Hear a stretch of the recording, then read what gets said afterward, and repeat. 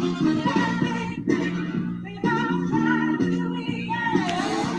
evening. Welcome here to Blessed Trinity in Roswell, Georgia. A cool evening tonight in the metro Atlanta area. I'm Kevin Thomas, Christian Gokel, here for round 3 of the state GHSA playoffs between the Titans and the Cadets. Cadets have never beaten Blessed Trinity. 0-3 in all-time meetings with Blessed Trinity. They like to change that here tonight. And Christian Gokel, another cold Friday night, going to be down the mid to low 30s before it's all said and done here in the metro Atlanta area. Cadets have to make their 3rd straight trip up here. And again, so far the road's been good to them. Another big chest, though, stands right in front of them as they've got a Blessed Trinity team that has come up from 3A in years past. And Blessed Trinity, no stranger to winning state championships either. So 2 quality programs going to square off tonight. Yeah, Kevin, and you mentioned it there. It's 2 programs that are very familiar with winning, and what I think is very cool to watch is it's 2 programs that operate in a very similar fashion, both on and off the football field.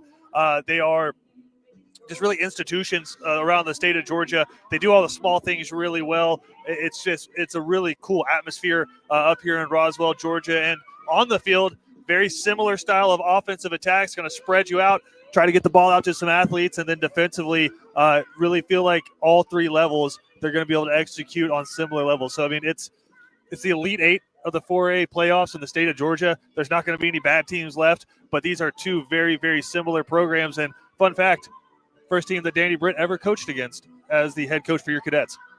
Oh, very nice. I did not realize that. And again, Christian, not necessarily full carbon copies of each other, but pretty close, right? They want to do some of the same things.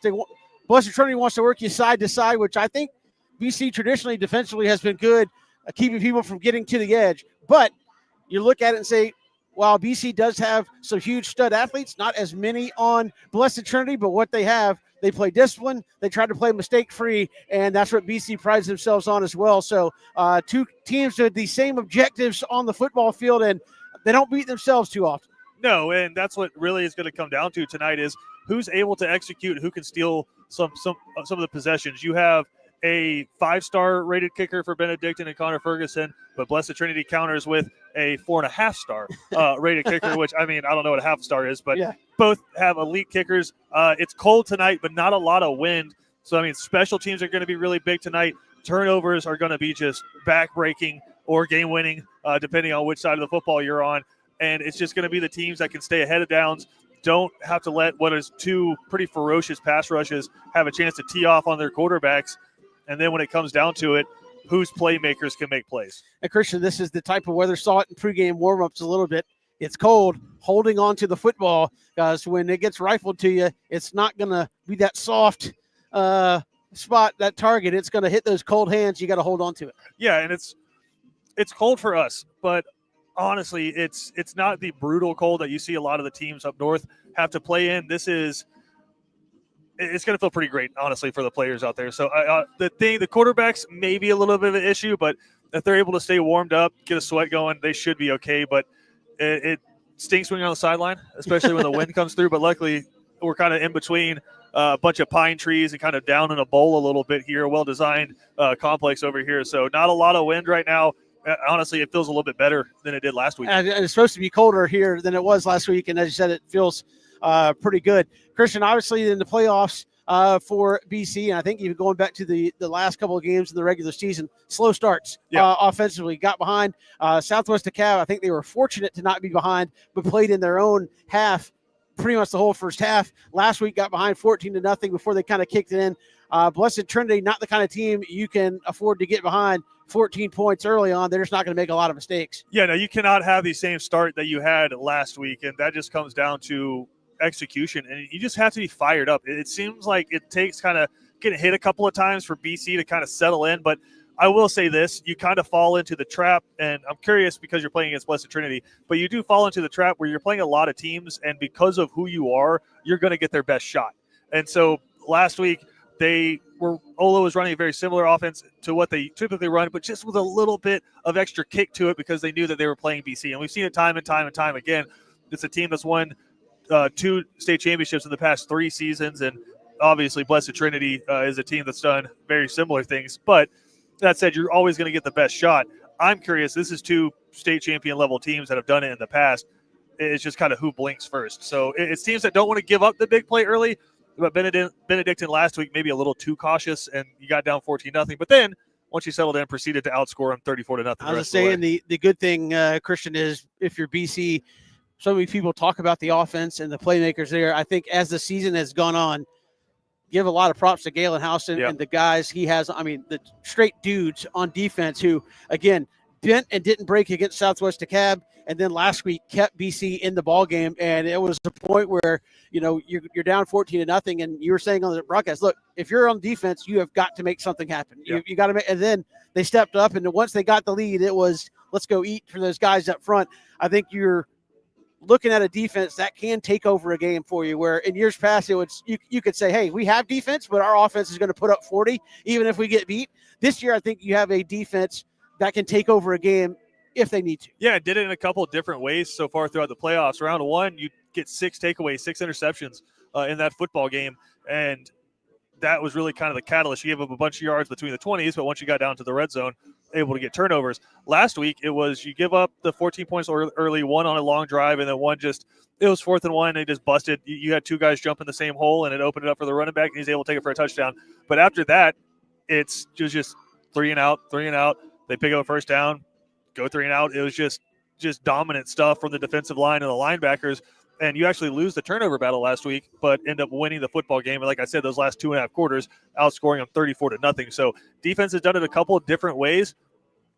I think we're probably going to see something that lends a little bit more towards round 1. I'm not saying 6 interceptions, but with a strategy, which is 2 safeties over the top, and you're just going to not give up the big plays, force them to work their way 75, 80 yards down the field to score a touchdown instead of giving it up in one big chunk. So I think you're going to see Mekhi Williams and Wyatt Estabrook 10, 15 yards off the line of scrimmage, and then you're going to play with the other 9 guys, probably corners pressed up, and then just rely on that vicious front 4. And Christian, Galen Houston has done a great job all year, but to me, as we've watched him throughout the season, he's done a great job, not only with the halftime adjustments, but he's done a good job of in-game adjustments, which a lot of times in high school you don't see a lot of, not because the coaches can't do it, because they don't have the players to say, we're going to switch it up and start playing this way. It's like, no, we kind of have to play what we play. He's done a good job of really changing some minute things. Hey, we're still running our scheme, but let's fix this and fix this, and we're going to start dominating, and he's done that all year long. Yeah, and I talked to Danny Britt a little bit about that too. What were the adjustments, or what was the coaching? Because I think so much of it we immediately point to, we got to change something, you got to adjust something. A lot of times it's coaching. And I asked him, I was like, hey, what were the coaching points, especially when you went in at halftime, because they just came out firing so hot in the second half. And he was like, we just kind of looked at him and said, do y'all want it, or is this it? Like, is this the last game? Because if you lose, that's it. Seniors, you're done. A lot of y'all never play football again. And other guys, let's turn in our stuff. We'll see you next year. He's like, do you want it or not? So the coaching was just effort. And he said he went back and watched the tape from that first half last week, and he said, we were doing the right things, right? They were wrong shouldering guys on defense and getting to the correct gaps, but it was effort a lot of times that ended up being the catalyst of what was happening. So tonight, I don't think you're going to have to worry about too much effort, because I think Benedictine knows how good Blessed Trinity is. They've played this team before, and these kids know who around the state are talented, but it's going to come down to the effort and the execution early. This is the Barnes Restaurant pregame show. Again, Barnes Restaurant for all of your catering needs, and you can use some hot pulled pork up here in the press box. Not to eat, just to stick our hands in it. The steam. But yeah, it is cold atop the press box here again tonight. But Barnes Restaurant, all the ways, the place to go for those catering needs, and certainly your next tailgate. We're coming right back here as we count it down towards Cadets and Titans here on Watts BC Sports. Looking for authentic, traditional Southern cuisine for your next special event, reunion, wedding, or celebration in Savannah? For over 45 years, Barnes Restaurant is the most experienced, trusted caterer in all of Savannah. Groups 50 to 5,000. No event too big or small. Barnes does it all. Online at barnesrestaurant.com. And then along came Walker Jones. Mom and Dad drove a Chevy. They're Mom and Dad too. Generation to generation. Chevrolet is America's heritage brand, and the best place to buy your Chevy is Walker Jones Chevrolet. They'll treat you like good friends and neighbors should. Hi, I'm Joe Drawdy. I'm the General Sales Manager at Walker Jones Chevrolet. We've got it all. Why shop anywhere else? Chevy. Together, let's drive. Walker Jones Chevrolet. Memorial Drive in Waycross and online at walkerjoneschevy.com. BC Brothers Moving is Savannah's most trusted moving service. From residential to commercial to packing supplies, BC Brothers does it all. Let BC Brothers' energetic, trustworthy team wrap it, pack it, and move it for you. Check out BC Brothers online at bcbrothersmoving.com or give them a like on Facebook. At Benedictine alumni-owned Stacked Firewood Delivery, we're all about the best premium firewood, conveniently delivered in manageable stacks at the right price. We're talking kiln-dried, pest-free firewood. You see, our custom stack is equal to about 10 fires. Choose oak, cherry, hickory, or mixed hardwoods. Stacked Firewood Delivery. Go to stackedwood.com. That's stackedwood.com. You know, Christian, after a day of the hottest sports in town, sometimes you just gotta unwind. Yeah, Kevin, and the perfect place to do it, Cool Vibes Pizza and Wings. That's because Cool Vibes offers delicious pizza, wings, sandwiches, and salads, all with a Jamaican Caribbean island twist. And the atmosphere is 100% kicked back. No worries, man. Plus, they're the home of the Oxtail Pizza. Cool Vibes Pizza, 4501 Montgomery Street, Savannah. That's coolvibespizza.com. Cool with a K. Come on and unwind at Cool Vibes.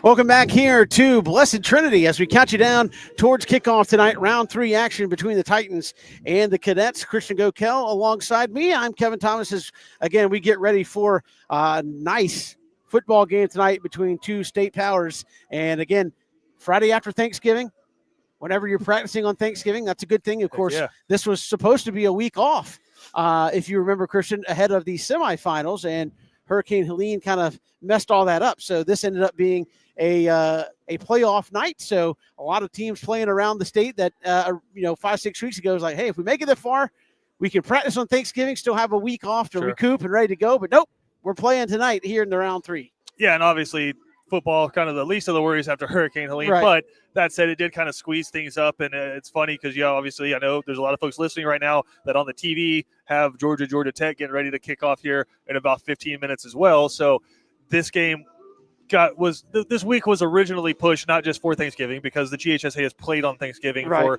a million years. It was pushed because Georgia Tech got pushed to Friday night, and they wanted to let fans go watch that game, and Kirby Smart and the staff get out the other weeks to go on Friday nights and recruit with Brent Key and that Georgia Tech staff. So obviously Hurricane Helene affected that, and it affected a lot of things. BC only played 9 regular season games this year, and so did Blessed Trinity. They were scheduled to play Savannah Christian, actually, but because of Hurricane Helene and the outages along the Georgia coast, Savannah Christian not able to make that happen. They just couldn't figure out a week to reschedule that one. So both of these teams, we were talking about similarities and parallels earlier, only played 9 regular season games. So it's I kind of like it, Kevin, because I feel like at this point of the season, some teams are rolling and you're kind of on a hot streak a little bit. And I think it would have been really interesting to see how many teams were maybe kind of steamrolling folks and then took a week off. And maybe was that a speed bump and kind of ruined some of the momentum going into the next week.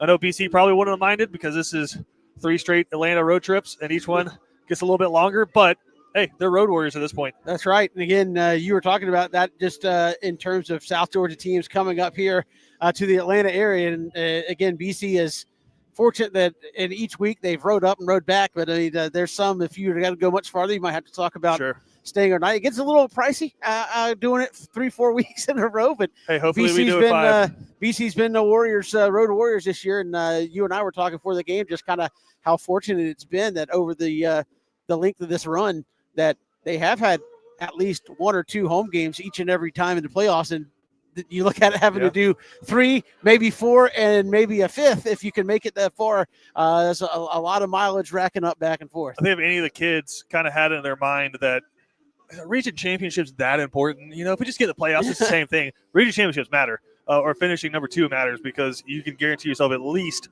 1 home game or at least 2 if you're a region champion. So obviously losing Stephen Cannon in the Ware game and losing that football game and then losing to Perry in the unbelievable fashion that they did and what was a just classic football game ends up putting you at a 3 seed, and that just means throughout the playoffs, unless some crazy upsets happen, you are going to be on the road. And BC is the last team standing out of that region as Ware fell last week and Perry fell last week. So both of them out in the second round. So the region of doom, as it was kind of named in the preseason, BC's the last one standing. Yeah, and actually we stopped in Macon on the way up here and ran into some Perry fans. They recognized the BC logo, and they said, "Who you guys got tonight?" We said, "Blessed Trinity." I said, "We're rooting for you guys." So we have the support. It's kind of like the SEC. SEC. We have the in-region support from the Perry fan base. 3, 4, 8. No, Let's go. I don't know if that chant plays as well in the stands as it does everywhere else. But again, a huge football game tonight for both of these teams. And again, Christian, maybe some intrigue here for BC fans as looked like he was getting better. Do we have maybe some breaking news tonight as far as the roster is concerned? Okay, listen, they're playing this one extremely, extremely close to the chest, and we will not know until this game kicks off. But Stephen Cannon, Benedictine's starting quarterback throughout the season until, as we mentioned, that Ware County game, is in shoulder pads. He has his helmet. He warmed up.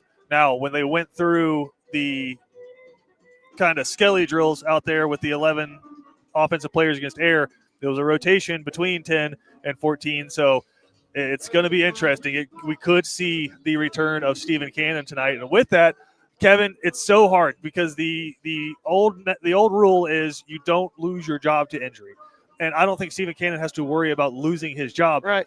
But brother, Amari Burse has won 2 playoff games in a row. So it's the reason why Danny Britt gets paid the big bucks. It's because he has to make decisions like that. But potentially we could see the return of Stephen Cannon. If he is healthy, we remember how dynamic that offense was with him playing at the quarterback position. We could be in for a really fun night. Yeah, and again, talking about that Christian coming back, not cold, but, well, cold to full game speed, where it's been, 5-6 weeks since you've played in the football game. Yeah, I mean, it's so hard because the game – it's the reason why teams look a whole lot better at the end of the season than they do at the beginning of the season. It's because the game's so fast, and the only way to get better is to get game reps and to get up to game speed. And listen, Benedictine obviously has fantastic football players, one of the best defenses in the state. They have the state's leading sack artist there in Thurge Scroggins, but it's game speed versus practice speed. It's just a little bit different. Thurge Scroggins does not want to kill Stephen Cannon. So it's and he is not allowed to touch Stephen Cannon or come anywhere near his vicinity. And Stephen Cannon knows that. So it is going to be interesting to see if he does play, what kind of the reaction time looks like. But that said, this dude's played a lot of football, and he's played against a lot of really good football teams. If he does play tonight, I think it maybe takes a series or two, but it won't take too long for him to get back up to speed. If you're AJ DePhillips and he does play, do you just throw something easy out there and say, hey, let's make it easy completion and go from there? Or do you say, hey, let's see what that arm's looking like and say, Bubba, 9 route, go. Just throw it up there. Big play action to Stanley Smart and just have 2 9 routes, Josh Washington on one side and Bubba Frazier on the other. I know, listen, Amari Burse has a very good arm, but I know Bubba Frazier and Josh Washington are kind of itching to just show everybody what that 40 speed looks like and take a. And before we step aside, speak to that nature. Who do you feel? I know it's easy to say Bubba Frazier, so I'm going to make you pick somebody else. Who is the kind of secondary guy that needs to have a big game tonight? Stanley Smart. You're on the road. You got to be able to run the football. So yeah, number 12, the running back had a odd fumble last week, but if he holds on to that, I think he had a really good game last week. You're going to need him to be big this week too. Breaking for pregame prayer and the national anthem. So we'll step aside here on the Barnes Restaurant pregame show. We'll come back with more here on Watch BC Sports. The honor, the heritage, the tradition of excellence. The home for Benedictine Cadets football is WatchBCSports.com. All the games, play-by-play, and in-depth analysis. Home of the Danny Britt Show. Be a part of the action as your Benedictine Cadets take the field in their quest for yet another championship. On the official home of the Cadets, WatchBCSports.com. And look for us on Facebook and Instagram at WatchBCSports.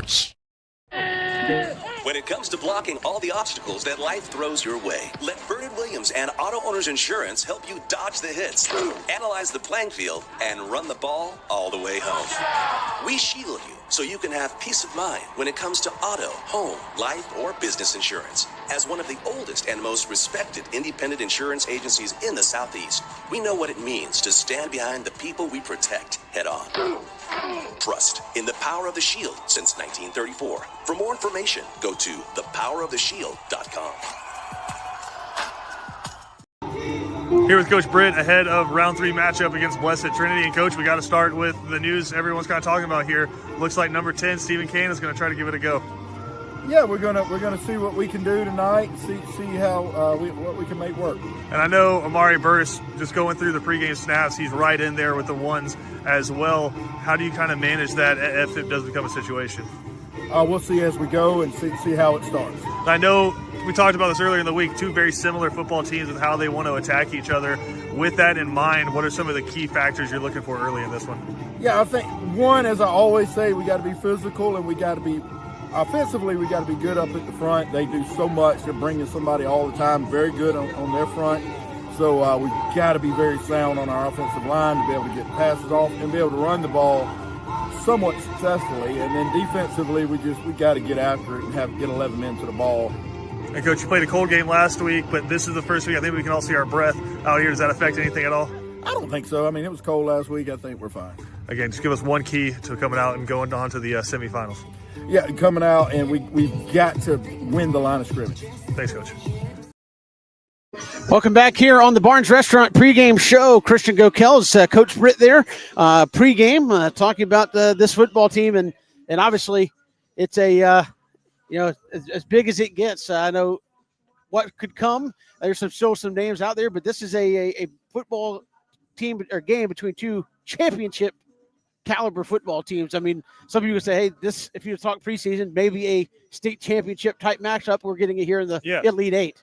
There's some teams, Kevin, that you watch and you're like, you go out on the field beforehand and all those guys are just huge and you're like, these guys are going to be unbelievable, and then they're just kind of underwhelming, and it feels like there's some stuff that's just missing there, whether it's the coaching or whether it's the play calling. There's something's missing. And then you have the teams where you're like, everybody's out there's 5'2", and they don't look very fast. They're all running about 6 flat 40s, and then they come out and they just very well coach and execute, and they win football games. These teams are very well coached, and they have horses, both of them. And so this is the kind of peak of what Georgia high school football has to offer. You're going to see a lot of athletes on the field tonight that are going to go on and play collegiate football. You're seeing a lot of just really great high school football players. You have two coaching staffs that have been together for a long time that know how to operate, don't get overwhelmed when they get behind early, and are going to be playing this one into the fourth quarter. So I'm really excited to see not these two teams, but these two programs do battle. We are counting down towards kickoff. BC's got their captains out there. It'll be Ralph Scroggins, third Scroggins, and John Lilly. They've been the captains throughout the playoffs, 3 seniors there, and they will continue to do so for as long as this run continues for BC. Cadets are going to be wearing all white tonight with maroon letters and numbers, and I believe they went with the gray helmets, Christian Gokel. They did. And then Blessed Trinity going to be wearing white pants with the green tops and the green helmets and a BT on the side. So kind of a Michigan State look, but with a little gold accent on the BT. Kind of like the old Jets. A little bit, yeah. That's a good call there, Christian. Except that Jet logo would be in gold. Yeah. And they got the kind of the face mask, kind of that gold color, but white pants, green tops, and the white numbers. We'll come back with the coin toss, and we'll have this third round action for you right here on Watch BC Sports. Walker Jones is your automotive superstore on Memorial Drive in Waycross. All the best brands: Chevy, Cadillac, GMC, Toyota, Nissan, and Honda, Chrysler, Dodge, Jeep, and Ram, plus our pre-owned supercenter. And we're the home of the lifetime warranty. Come let us treat you like friends and good neighbors should. Hey, I'm Mike Cuneo, General Manager at Walker Jones. We've got it all. Why shop anywhere else? Online at walkerjones.com. Walker Jones. Looking for authentic, traditional Southern cuisine for your next special event, reunion, wedding, or celebration in Savannah? For over 45 years, Barnes Restaurant is the most experienced, trusted caterer in all of Savannah. Groups 50 to 5,000. No event too big or small. Barnes does it all. Online at barnesrestaurant.com. The Georgia High School Association and Watch BC Sports present third round state playoff action tonight from Roswell, Georgia, as the 10-1 Titans of Blessed Trinity host the 7-4 Benedictine Cadets, and a chance to go to the semifinals tonight here in the 4A state playoffs. The Cadets overcame a 14-point deficit last week to beat Ola to advance here to the third round, and they will face another perennial state contender and multi-state championship title-winning Blessed Trinity tonight in a showdown. A chance to go to the semifinals for the 6th straight year for this Benedictine team, and possibly the return of a special someone there on the offensive side of the ball. This is Cadets football presented by Islands Ace Hardware.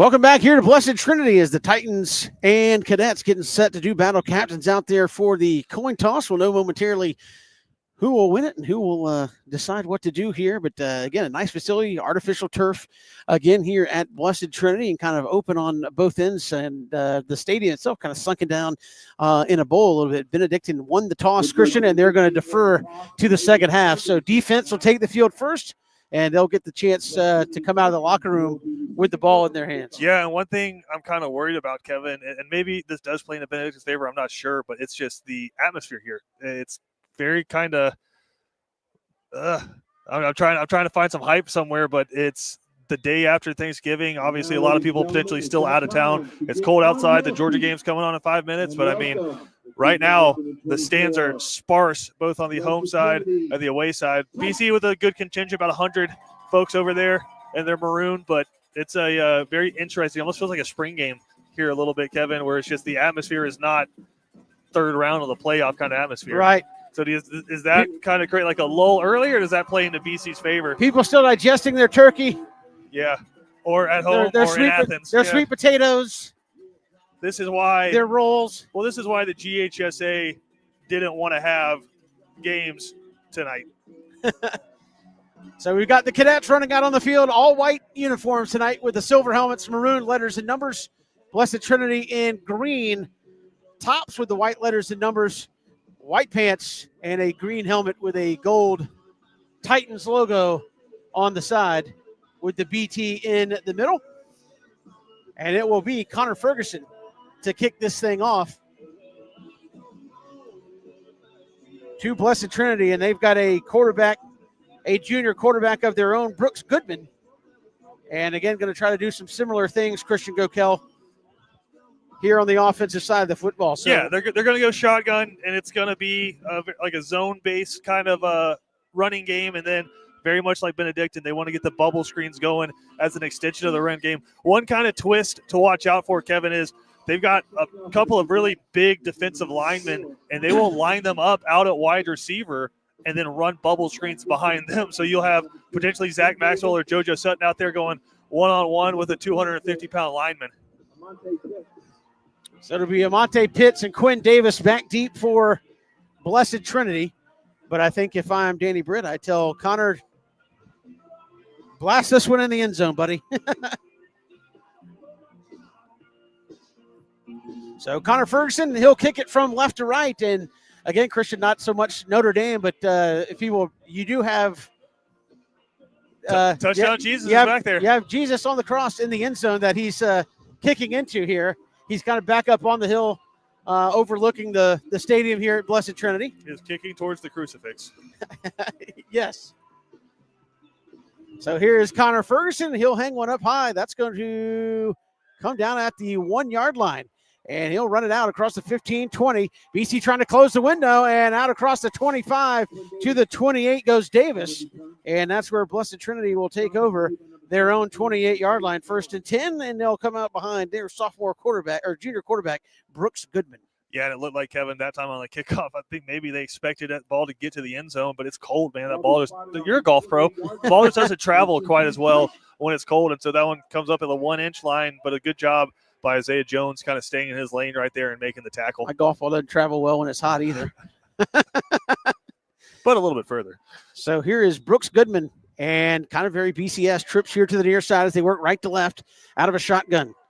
Goodman will take the snap. He'll give it to Pitts off the right side. BC will close it down. That's Larson Little.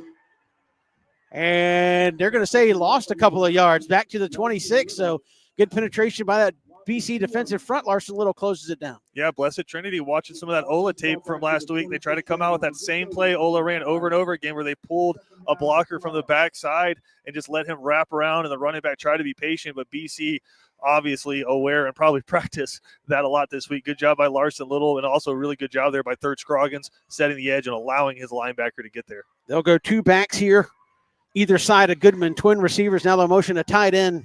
Actually, they'll change the set to give them two tight ends.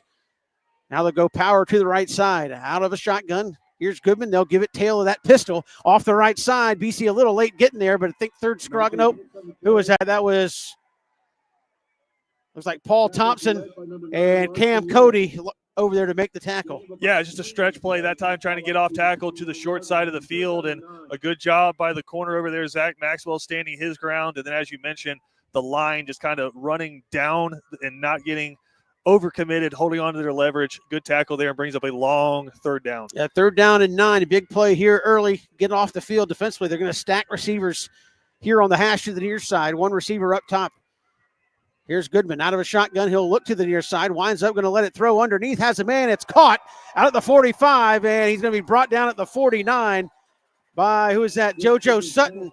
And they just ran that stack formation, and one guy went deep and ran everybody off. You mentioned it. That was the time Wyatt Estabrook got his eyes caught in the backfield, and they had 2 receivers stacked on top of each other, and they were trying to communicate with who was taking who, but they both went deep. And honestly, if he had taken the post route, that might have been a touchdown. So just a miscommunication that time from BC's secondary, and a really, really nice play call. That was a collegiate level kind of a route scheme. Brooks Goodman going to get him lined up again on 1st and 10 from the Titan 49-yard line. Now they'll motion a couple of guys to give him a strong formation to the right with those receivers. Here's the snap. Goodman, he's going to give it straight ahead. BC closes the door to Cam Cody, Isaiah Jones, and then Makai Williams comes to clean it up at midfield. Give him a gain of about a yard there on 1st down. Yeah, BC's shown a lot of respect for their running game. I thought they'd come out with 2 high safeties, but they're leaving Makai down in the box and just Wyatt over the top right now. So a lot of respect for this Blessed Trinity running game. So 2nd down and 9. They've reached midfield here on the opening drive. Again, Cadets deferred to the second half, so just the first drive of the ball game. Out of the pistol, only 1 receiver in the formation. They'll run the reverse here on the end around. Go, Cadets over pursued, and that's going to be a 1st down in BC territory. Wyatt Estabrook with the tackle as they just ran that reverse. And Christian, that's a play you've had to have seen a gajillion times in practice. And everybody over pursued the wrong way, and Andrew Cochran just came the other way with it. Yeah, that time you kind of fake the handoff, and then the slot receiver comes back the other way. Isaiah Jones, I think, caught with his eyes in the backfield a little bit on the first handoff and lost contain, and that just opens it up for a big 1st down. 1st and 10 from the BC 39-yard line now. They'll put trips up top. And a running back to the right of Goodman. Here's the snap. He'll give it straight ahead, and Larson Little going to hit him, and he'll get dragged for another yard inside the 35 to the 34, so a big gain of about 6 on 1st down. Yeah, better push there that time from their offensive line, and you've given up a couple of big conversions when you had them kind of pinned back after 1st down. Now you see some rotation there across the defensive front, but that time really the first time, Kevin, they tried to go inside the guard and center right there, and they got a good push. Monte Pitts, the junior running back. I'm wondering if they're just kind of running where Cam Cody's not. He's lined up at defensive end right now, so that time they attack the inside. Same formation here. Blessed Trinity going to give it to, nope, they're going to throw it underneath, and the window is closed down quickly, but it's going to be caught at the 30. Isaiah Jones with the tackle. It's going to be 3rd down and about 1. So a big 3rd down here for, and again, you talked in the pregame about Blessed Trinity's kicking game. You're starting to work in field goal range for the Titans as well. I feel like 3rd and 1, you probably have 2 downs to pick this one up from the 30-yard line going into BC's end zone. So I'd expect to probably see a run play. But, Kevin, we saw last week BC kind of overcommitted in the situation and got busted for a touchdown. So this is a big play right here. Monte Pitts, the running back behind Goodman. Yeah, BC goes with a bare front. And they'll give it to Pitt straight ahead. BC shut it down. I think second effort, though, is going to get him the 1st down at the 29. And let's see what if they measure this. Waiting for the far side official to wave them forward. Yep, they're going to give him the 1st down. It'll be 1st and 10. Just that second effort got him the 1st down. Yeah, Cam Cody got some penetration, but he was a little high, and the running back just kind of submarined underneath him, kept his legs churning right there up the middle, and was able to get just enough for a 1st down. But a better job, you kick Cam Cody back inside, and they went with BC went with 4 down linemen and 3rd Scroggins standing up on the outside, so a 5-man front right there. Christian, we talked in the pregame or before the game about how not going to see this deliberate, like, clock milking offense as we saw last week, but so far almost a 5-minute drive going here to start it off for Blessed Trinity. Here's the snap straight ahead. This is Pitts. He'll bust through the second level before Larson Little brings him down. And he'll have another gain of about 6 or 7 straight in the middle. Yeah, they kind of find something working right now in between the center and the guard. At that time, you kind of add in the look of a quarterback run, little read option look, but I think it was a give all the way. But it does take up an extra defender to make sure that quarterback's not running. So you've got Oh, go ahead. You got Paul Thompson and Gavin Smith on the inside, and you kick Cam Cody outside.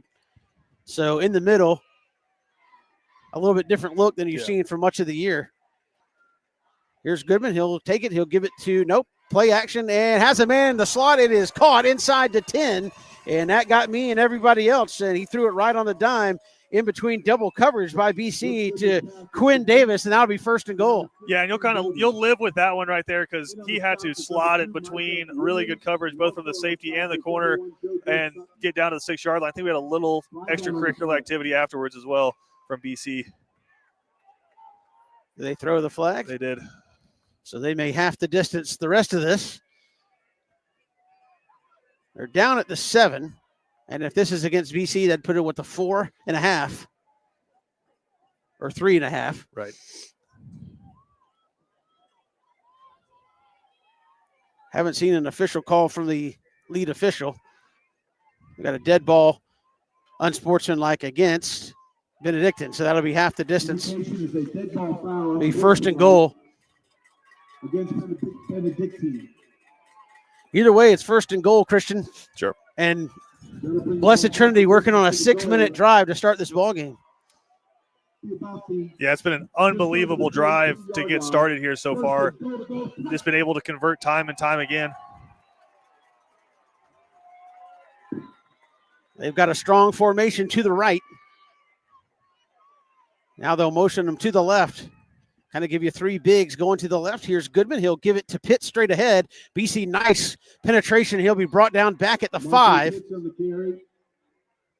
It was that Gavin Smith with the tackle. Yeah, he just kind of slanted between the guard and the center right there and able to get into the backfield and hold on. That was a great play. And Gavin Smith, you'll remember, came in to play tackle against Raven Gap and thought maybe we'd see him more on the offensive side. The last few weeks, he's been moved to that defensive side.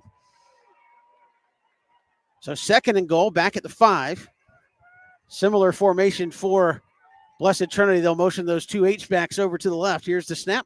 They'll fake it this time, and Goodman going to go straight ahead, and he'll have the touchdown. Everybody bit on the give, and Goodman just went right back counter on it and ran it in for a touchdown. 5:24 to go in the first. So Christian, a 6.5-minute drive, going about 72 yards and a touchdown. Yeah, just execution time and time again. We talked about who could come out and execute early, and BC kind of blows a couple of assignments there to give up first downs, and then that time for the touchdown, they haven't run a quarterback play all day, and then all of a sudden the quarterback pulls it out of the running back's gut and just has a wide open lane to the end zone. So the point after is going to be up, and it is going to be good right through there. I believe that was 27. That was Will Meyer, and it's 7-0. BC trails. They'll get the ball for their first possession when we come back here on Watch BC Sports. Bowtie Barbecue has always been a work of passion. It takes time, skill, and a blend of perfect temperature, wood, smoke, and meats. We just took it up a notch. Taste the passion. Bowtie Barbecue, 6724 Waters Avenue, Savannah. Charging it? Yeah, because it's too cold. Yeah. Welcome back here to Blessed Trinity. Benedictine set to get the football for the first time, but defensively, it just went 7 minutes down the field and really had a couple of third downs that Blessed Trinity converted, couldn't get off the field, and they ended up converting a touchdown. You got to take advantage of it when you have them pinned back 3rd and 10 and a busted coverage and then a busted assignment on the backside of another play. Really continued that drive, and once they got inside the 30, they kind of found something running up the middle. So now if you're BC, got to answer. So here is the kickoff from right to left. A line driver going to be scooped up, and through the feet. Who was that? Jack Gannum at the 20, and he's going to be fortunate to get back to the 21-yard line. So 1st and 10 here for BC, and now the intrigue. Christian Gokel, as the offense runs out, who will be, I was going to say under center, but behind center, possibly in the shotgun here to start things off. We'll see. Whoever it is needs to answer. And I think I see Amari over there on the sideline, and here comes the junior quarterback, Stephen Cannon. His first action since the Ware County game way back, I believe in the month of October, early October. So we said, what are they going to do to ease him back in? He's going to go empty backfield with 5 wide receivers here first and 10 from the 20. So Cannon's going to take the shotgun snap, looking all kinds of time. Going to wind up, go right up the left side, and was it intercepted? Yes, it was. Underthrown ball at the 49 of Blessed Trinity. And again, I know what you were trying to do there, but also, again, you just were on the field for 7 minutes on defense, and now you're right back out there. Yeah, and I think that was kind of a, hey, Stephen Cannon's back, but that ball just kind of came out flat and weak out of that right arm and just was a lame duck going down the sideline, and the defender had a better play on it than Bubba. Thought maybe Bubba was just going to try to pass interfere with it. And he did. But they'll take the interception instead. They threw a flag on it, and I think they just picked it up and waved it off, obviously, because they want to take the interception. But, yeah, that was a just a go route. And if they knew Stephen was starting all week, that play has been in there since Monday. And so that's a disappointing result, obviously, to get started here for the Cadets. So Blessed Trinity, after a 7-minute drive, right back out there, one play and out for BC. Here's Goodman. And he'll give it to Pitt's tail of that pistol. There's and nice Larson pursuit. Little. Larson Little got a hand on him. And then Colby Brennan there to clean it up just inside the 50, so maybe a half a yard on first down. Larson Little read that one all the way, and he shot through there like a bullet. Great play from your inside linebacker.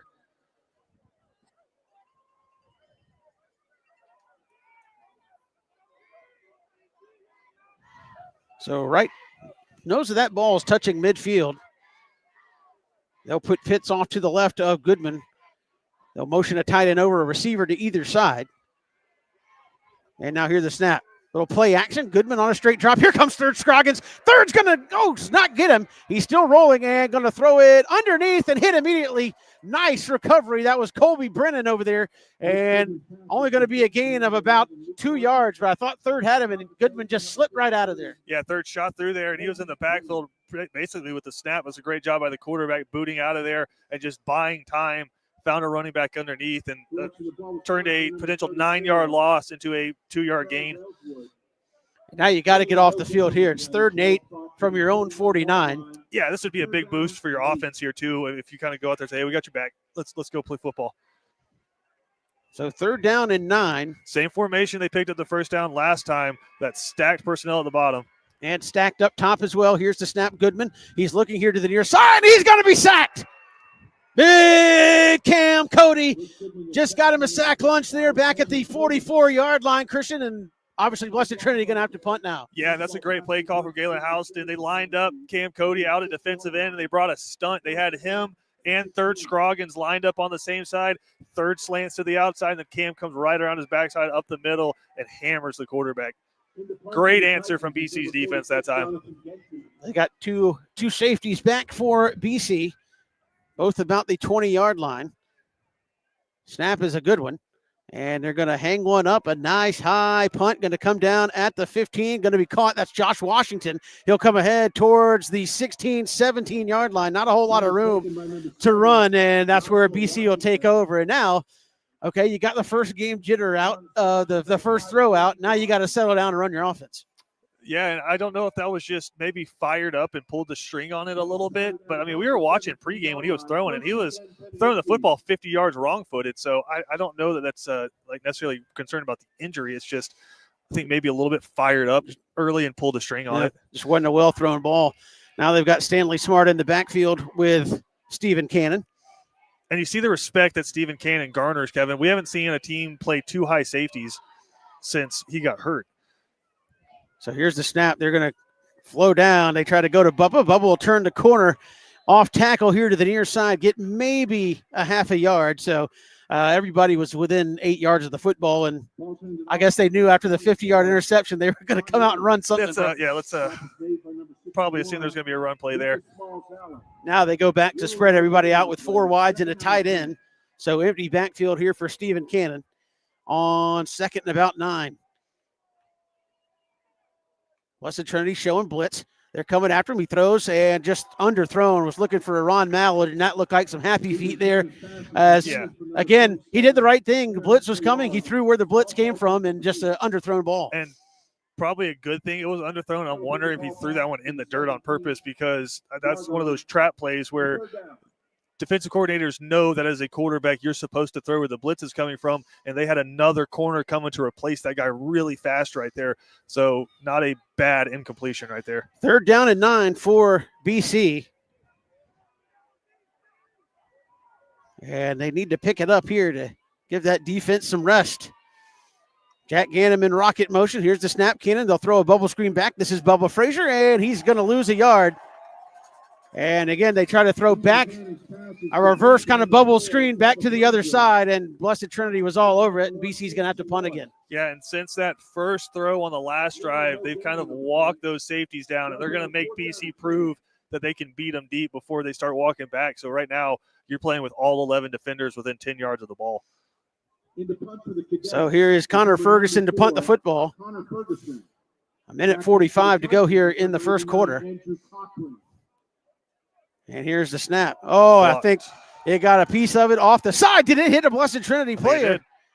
And Third's going to pick it up at the 32-yard line of BC. So not a great punt by Connor Ferguson. Got partially blocked, in great field position here for the Titans. Yeah, big number 15, I think TJ Jacobs, he was able to get in there and get a hand on it. This is a duck, and only about a 12-yard punt there when all said and done.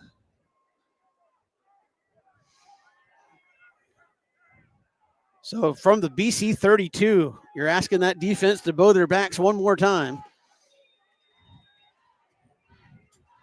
We haven't really seen them try the bubble screen, and that's a huge part of their offense. Trips out to the right and H-back to the left. Here's Goodman. They'll throw a little bubble screen, as you called it. BC reads it well, and they're going to get maybe just a yard. As John Lilly with the tackle. Anytime you see him go 3 wide, it's either going to be an RPO or one of those bubble screens typically. When they want to go deep, they kind of split 2 guys out to each side. So it'll be 2nd down and 10. They're going to say officially no gain on the play. So Cadet defense having to bow up once again while the offense tries to find itself. New week, same story. Stack formation here to the near side. One receiver up top here on 2nd and 10. They'll fake it to Pitts, and the pocket collapses, and down goes Goodman. Who was it that got there? There's about 3 jerseys. Looks like Cam Cody. And Cam Cody, they're going to give the tackle to Paul Thompson was in there as well. And, boy, the entire defensive front just folded up the pocket that time. Well, they're fortunate because, again, BC got confused by that stack release right there. It's something that Tennessee does a lot with Josh Heupel, where it's just you try to confuse the defenders and just cause them to be wrong before the play starts. And right now, BC's having trouble communicating with that, but luckily, pass rush able to get home before the quarterback found it. I don't know if Blessed Trinity's going to take another snap or let this clock run out. It's a quick quarter. Cadets have had the ball for 4 plays. Goodman, and I think they're telling them to hold. We're going to go to the second quarter. It's 7-0. Cadets trailing. That quarter flew by in the first. We go to the second. This is Watch BC Sports. At Benedictine alumni-owned Stacked Firewood Delivery, we're all about the best premium firewood, conveniently delivered in manageable stacks at the right price. We're talking kiln-dried, pest-free firewood. You see, our custom stack is equal to about 10 fires. Choose oak, cherry, hickory, or mixed hardwoods. Stacked Firewood Delivery. Go to stackedwood.com. That's stackedwood.com. BC Brothers Moving is Savannah's most trusted moving service. From residential to commercial to packing supplies, BC Brothers does it all. Let BC Brothers' energetic, trustworthy team wrap it, pack it, and move it for you. Check out BC Brothers online at bcbrothersmoving.com or give them a like on Facebook. Welcome back. Here is the Cadets trail 7-0 as we go to the second. It'll be a big 3rd down and 13 after the Cam Cody sack.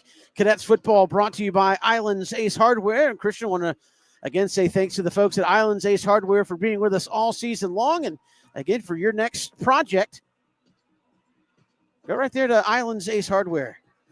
They'll help you get what you need to make that project turn out wonderful. That's right.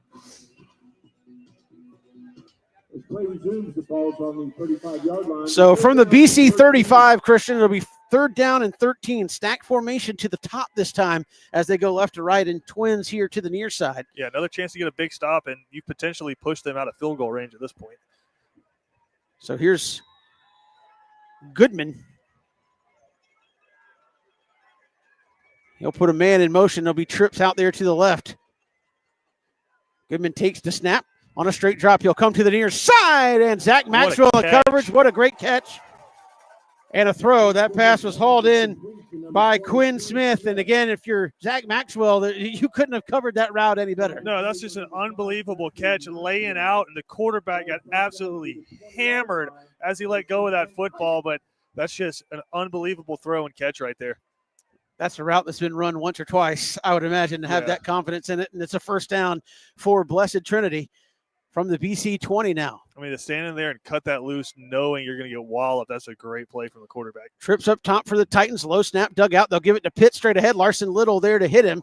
Colby Brennan finishes him off, but not before second effort gets him to about the 16-yard line. It'll be second down. So here comes the coaching chess match. They came out early and showed the same play we saw Ola run over and over again, where it was just trying to get off tackle. They show the same blocking scheme, but the running back, instead of following the pulling guard, kind of replaces the pulling guard and lets BC overcommit to the outside. So really, really nice play calling so far from Blessed Trinity. So second down and about 5 here for the Titans. Goodman going to give it to Pitts off the left side. BC there to hold it up. Isaiah Jones. Look like Wyatt Esterbrook coming down to make the tackle after a gain of about 1 inside the 15 to the 14. It'll be third down and about 4. You talk about it again here. I feel like this is a massive third down here early in the football game. I say early. We're already cooking 2 minutes into the second quarter. So a big third down here. Titans will put trips here to the near side. One receiver soloed up top. Pitts to the right of Goodman. Cadet showing blitz. Here's the snap. He'll throw quick out and going to be caught underneath. Oh, Colby Brennan overruns, cuts back inside, and Pitts will have a first down at the 3-yard line. And it'll be first and goal. And Colby Brennan was in coverage. I think it would have been close to a first down anyway if Brennan made the coverage, but just overran the play and allowed Pitts to cut back. Yeah, that's a really hard play for Colby Brennan to make. They kind of motion the running back and then send him back the other way, sprinted out the quarterback, and he was by himself in the flat.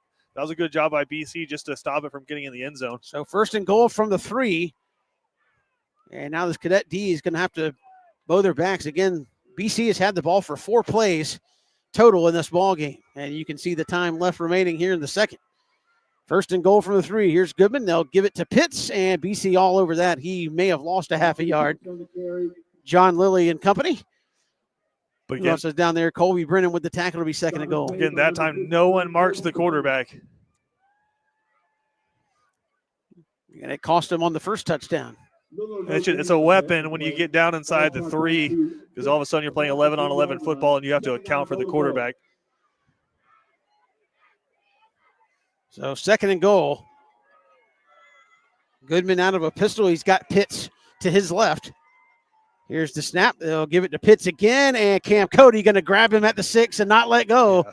And he'll lose a couple of yards. And now you got to be wary of a play action or a pull by the quarterback here on third and goal. Yeah, I think they got to throw it here, but that was just – Cam Cody didn't even get touched. He put a juke move on that guy. I believe it was the guard, and the guard just completely whiffed, and Cam Cody was in the backfield basically when the handoff was happening. 55's having a ball game early.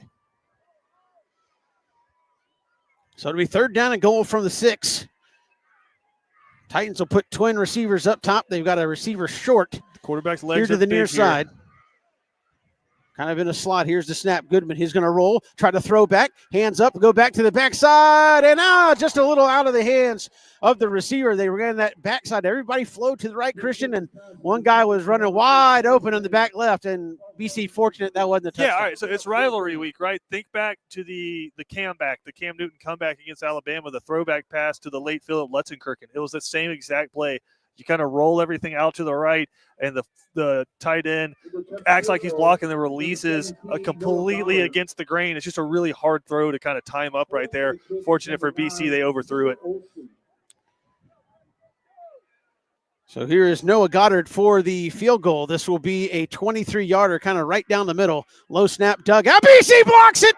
It goes up, and it's going to roll in the end zone. Who got a hand on that? Was it JoJo Sutton? I think so. And BC defense bails him out again. Zach Maxwell bails him out again, Christian. And it'll be first and 10 for BC here. Just their third possession, just their fifth play of the whole ball game upcoming. Got to move the chains on this possession just to take some of that stress off the defense. Yeah, and it looks like it's going to be Stephen Cannon again. But, I mean, you got to get the running game going here. I know you're excited to have number 10 back, but your defense has, again, given you chance after chance after chance. You've got to do them a favor here and at least pick up a couple first downs, flip field position. They've literally been on the field for 14 minutes so far. Yeah. You have burned no clock on offense at all through those 4 plays. Kind of a half wing T look here for BC. They'll give it to Stanley Smart, and everybody knew they were going to run it that time. He gets stood up. And a little jawing after the play. And I don't think Stanley Smart liked whatever was being said to him, and he's going to get stood up. Well, he got stopped at the 20, and they kept taking him back all the way to the 10 well after the whistle. I'd be a little upset too. So it'll be 2nd down and 10. No gain on the play as BC will go back to a 4 wide. Stanley Smart to the right of Stephen Cannon. You're right. Look at him walking everybody up there. They're going to come after this. And here's the snap.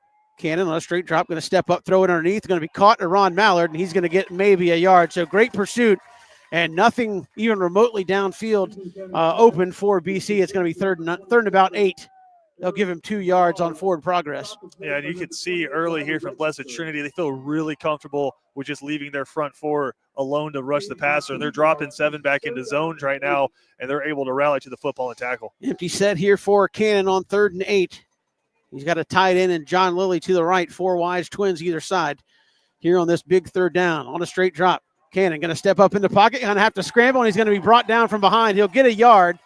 It's going to be 4th and 7, so technically it will be a 1-yard rush for Stephen Cannon, but BC 3 and out, and they're going to have to give the ball right back again. Yeah, and that's the part that has all the BC fans holding their breath. Stephen Cannon gets outside the pocket, steps up, and falls on that right shoulder, the injured shoulder.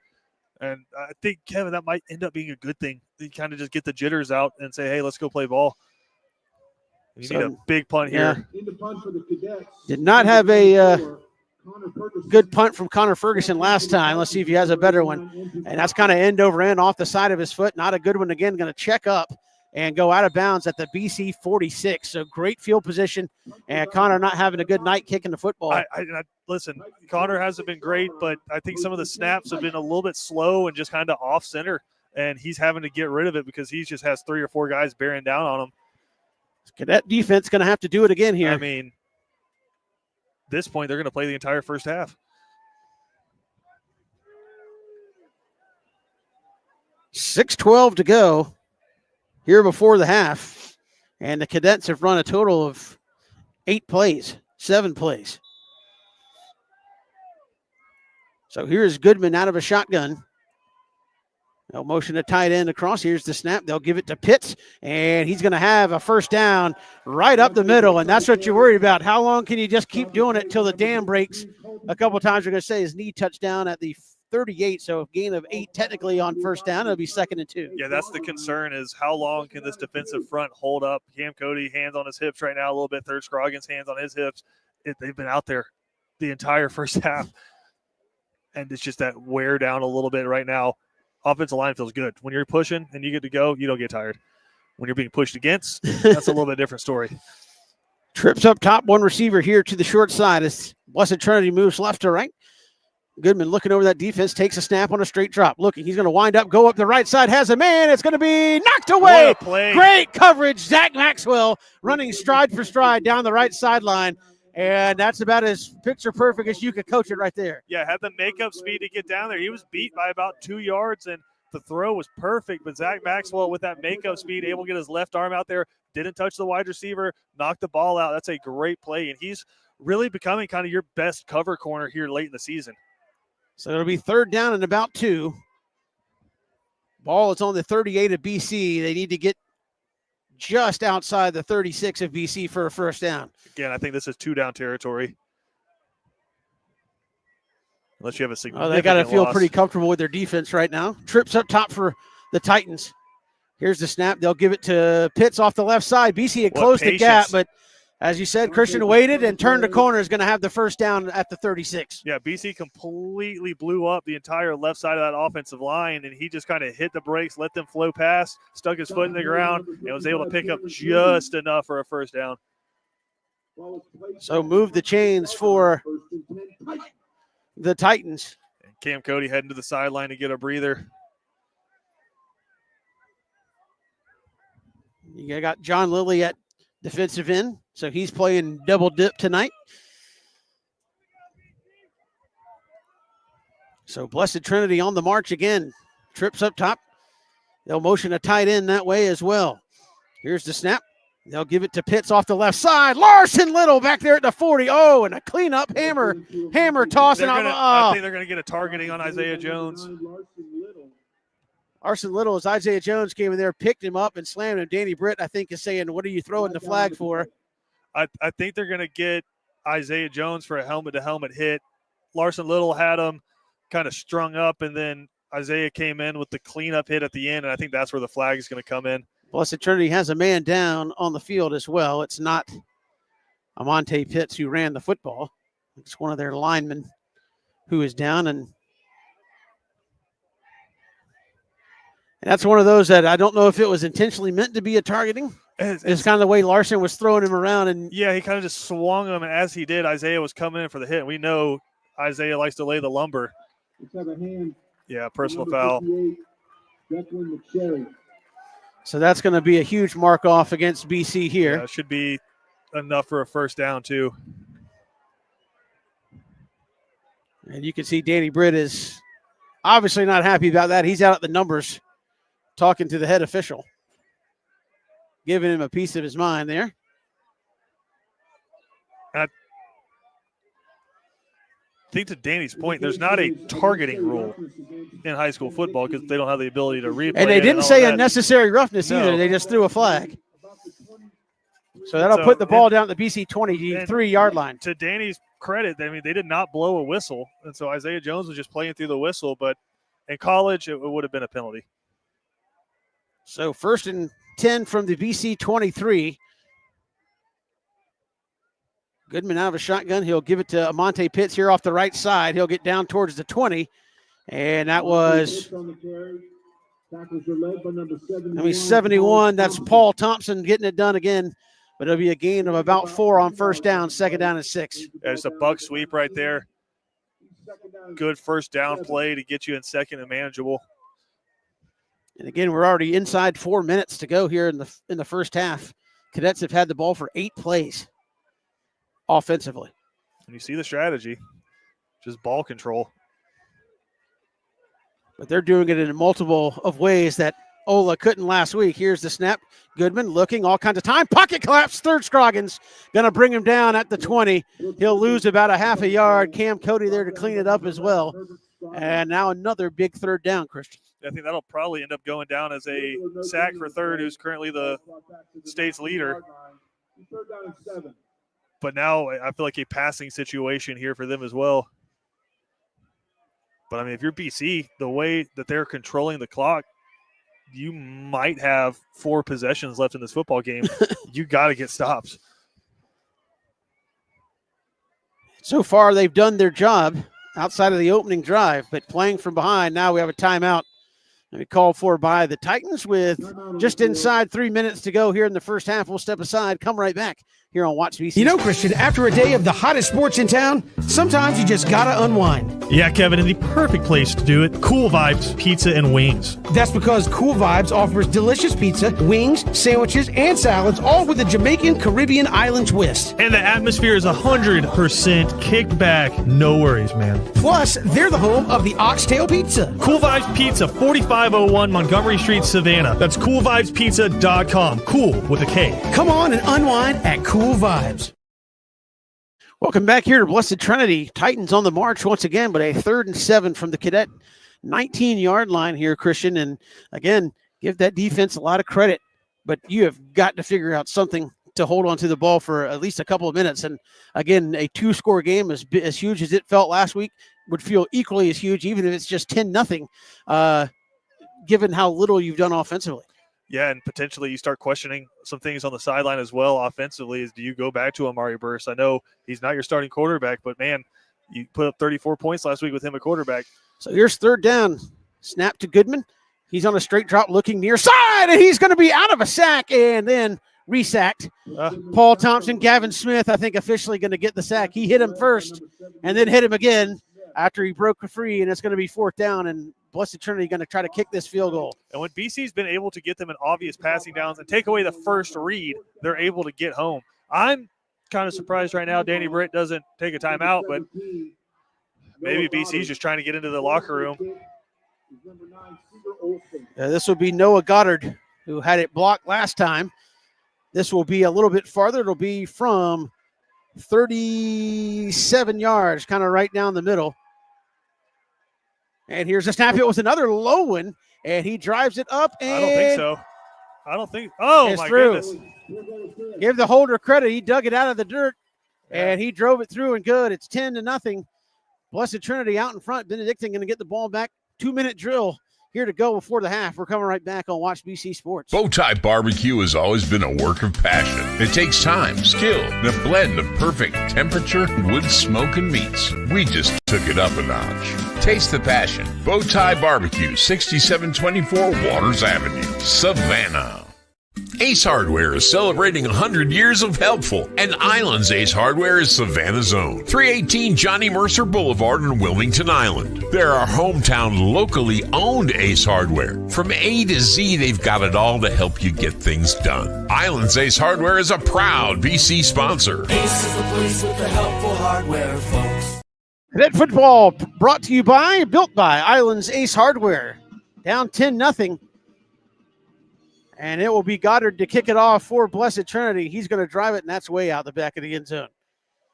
So BC will get it 1st and 10 on their own 20. And Christian, this is a crucial drive for a number of reasons. One, you don't have a first down. You've only had it for 8 plays. And by my recollection, you may only have 1 or 2 yards of total offense in this game. Yeah, so for all of those reasons, this first down play is interesting. A lot of offensive coordinators, when you go 2-minute drill in this situation, kind of use the first play to dictate how a drive goes. If it gets stuffed or it's incomplete, then you're probably just going to try to run some clock. If you're able to pick up something big here, then you're on the go. 4 wide for Stephen Cannon. Stanley Smart to his right here on first down. Here's the snap. Stephen going to step up in the pocket, flush to his right. Still looking. He's going to tuck it and go, and he's going to have the first down to the 31, and that looks more likely Stephen Cannon. We were used to seeing back in the regular season, a little more confident in the pocket. Yeah, and able to step up, kept his eyes downfield, and, man, those legs look good right there. And first down of the day for the Cadets comes with 2 minutes to go in the half. And now they'll go fast. Yeah, they'll stay in that formation. 4 wides on the first down out to the 30. They got a tight end over to the right. Blessed Trinity showing blitz here. Here's the snap. Cannon looking, going to step up in the pocket, and nowhere to go. He's going to be sacked. And that time, that's the unfortunate part of empty backfields is they're going to bring more than you can block. Yeah, they did a good job initially, but they just had a free rusher come from the secondary right there. And when he stepped up, there was just nowhere to go. Good discipline there from their defensive front. So it'll be 2nd down at 12. Here for the Cadets. Trips here to the near side, 1 up top. They got Stanley Smart in the backfield as they motion Jack Ganem across the formation. Cannon looking. He'll throw it right to oh, incomplete. Blessed Trinity. He dropped it. Yeah, backside official is going to wave it off. What a play. Incomplete. And that's fortunate. He threw it right to him. I think it was Bubba Frazier just came back and knocked the ball out. But they, again, give Blessed Trinity credit. They watch film. They know that BC wants to run those rub routes and sit down about 4 or 5 yards next to the sideline and throw that in there, and they just sat right on it. That was a great play by Bubba there to knock that out. So this will be 3rd down and 12 with 1:24 left to go in the half. So, hey, talk about game speed, and the receivers kind of got bunched up there, and Steven cut it loose, and you just had a guy sitting right on it. You have not shown a propensity for throwing the football deep.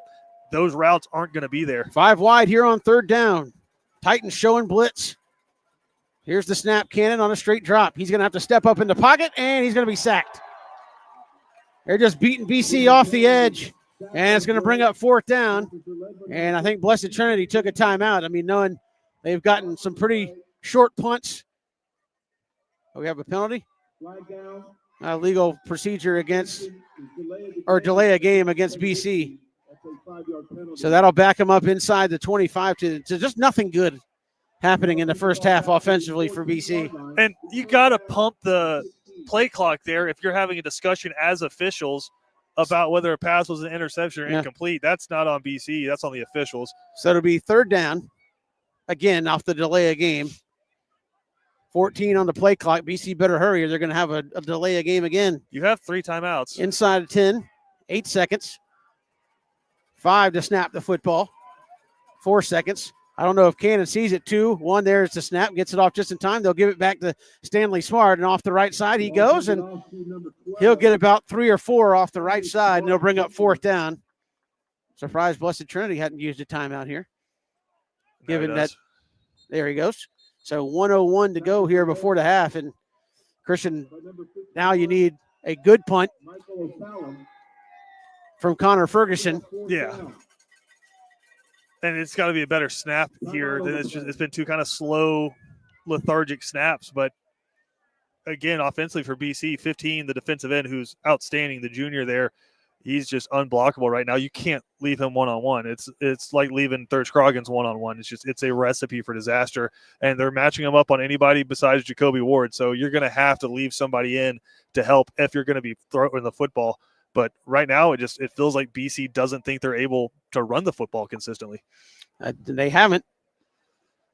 DJ Jacobs, the young sophomore you're talking about, and I know a lot of folks feel around Blessed Trinity that DJ Jacobs will be a name if you follow recruiting you'll hear in the coming years. I mean, he's a horse, man. He's 6'4" in 10th grade. That's pretty good. Like I said, BC cannot block him right now, and he's gotten close on a couple of punts. So I shouldn't say on a couple. He got home on one. So just outside a minute to go here before the half. God, I have a good punt here from Connor. Here's the snap. It's a good one. And goodness gracious, a false start on BC. Going to back them up 5 more yards.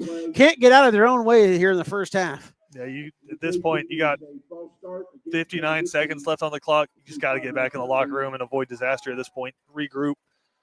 Get the ball to start the second half. Pushes it back to the 22, and you hope it's still 10-0.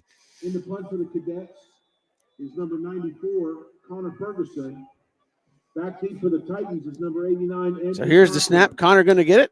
A much better punt by Connor that time. Going to go all the way into Blessed Trinity territory at the 40, and BC going to miss a tackle. Third Scroggins. He didn't miss the tackle. Larson Little grabbed him. Third Scroggins finished it. At least on that drive, Kevin, with as funky as it was, if there was any kind of silver lining, it's that it took a lot of time in the real world, not necessarily on the game clock. It only took about a minute off the game clock, but in the real world, that was about 10, 12 minutes there that your defense was at least finally able to catch their breath a little bit there on the sideline. So hopefully 49 seconds to go. A, number one, keep them out of the end zone. Nothing deep. But B, it'll be really nice here. Get off the field, get in the locker room down 10-0. From the Titan 47-yard line, they've got 1 timeout remaining. Here with 49 seconds. Quad wide receivers, they'll put trips over to the left of the formation. Here's Goodman on a drop. He's looking over the middle of the field, and the pocket breaks down. He's going to throw it short. Had a man that's Pitts leaking out of the backfield, and he's going to get inside the BC 40 down to the 36, and they might be getting close to field goal range. And that time, he was just looking downfield, and Pitts just stayed short with him. Yeah, so the running back stayed in that time, Benedictine in man coverage. But once the pocket breaks down, somebody has to be responsible, and Larson Little sitting in the middle of the field. And I couldn't tell if maybe he felt his assignment was to watch the quarterback, but the running back came out and nobody was on him. So 41 seconds, and he got out of bounds. About 7 more yards, and you're willing to take a chance with kicking it. Trips up top, one receiver here to the near side. Goodman, he'll take a drop. He's looking to that left side. He'll wind up, throw it, has a man, and it's going to be intercepted or caught. Oh, just a wrestling match with a Ron Mallard over there, and it was brought in by Davis. And that was an interception, then it was a catch. Yeah, just a bigger body there on Ron Mallard, and just rips it out of his hands, and now they're going fast. And throws one out of bounds. That should be incomplete. I think it's going to be complete. He only caught for it about a yard.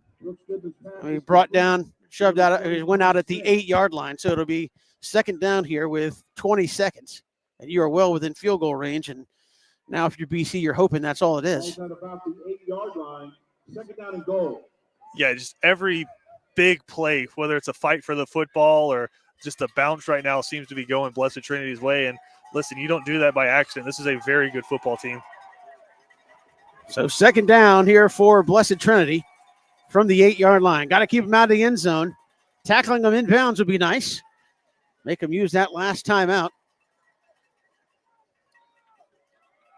Twins here to the wide side of the field. Here's the snap. Goodman looking, going to lob it up back corner, in and out of the hands. They went after a Ron Mallard again and just threw a bullet a little too strong in the back of the end zone.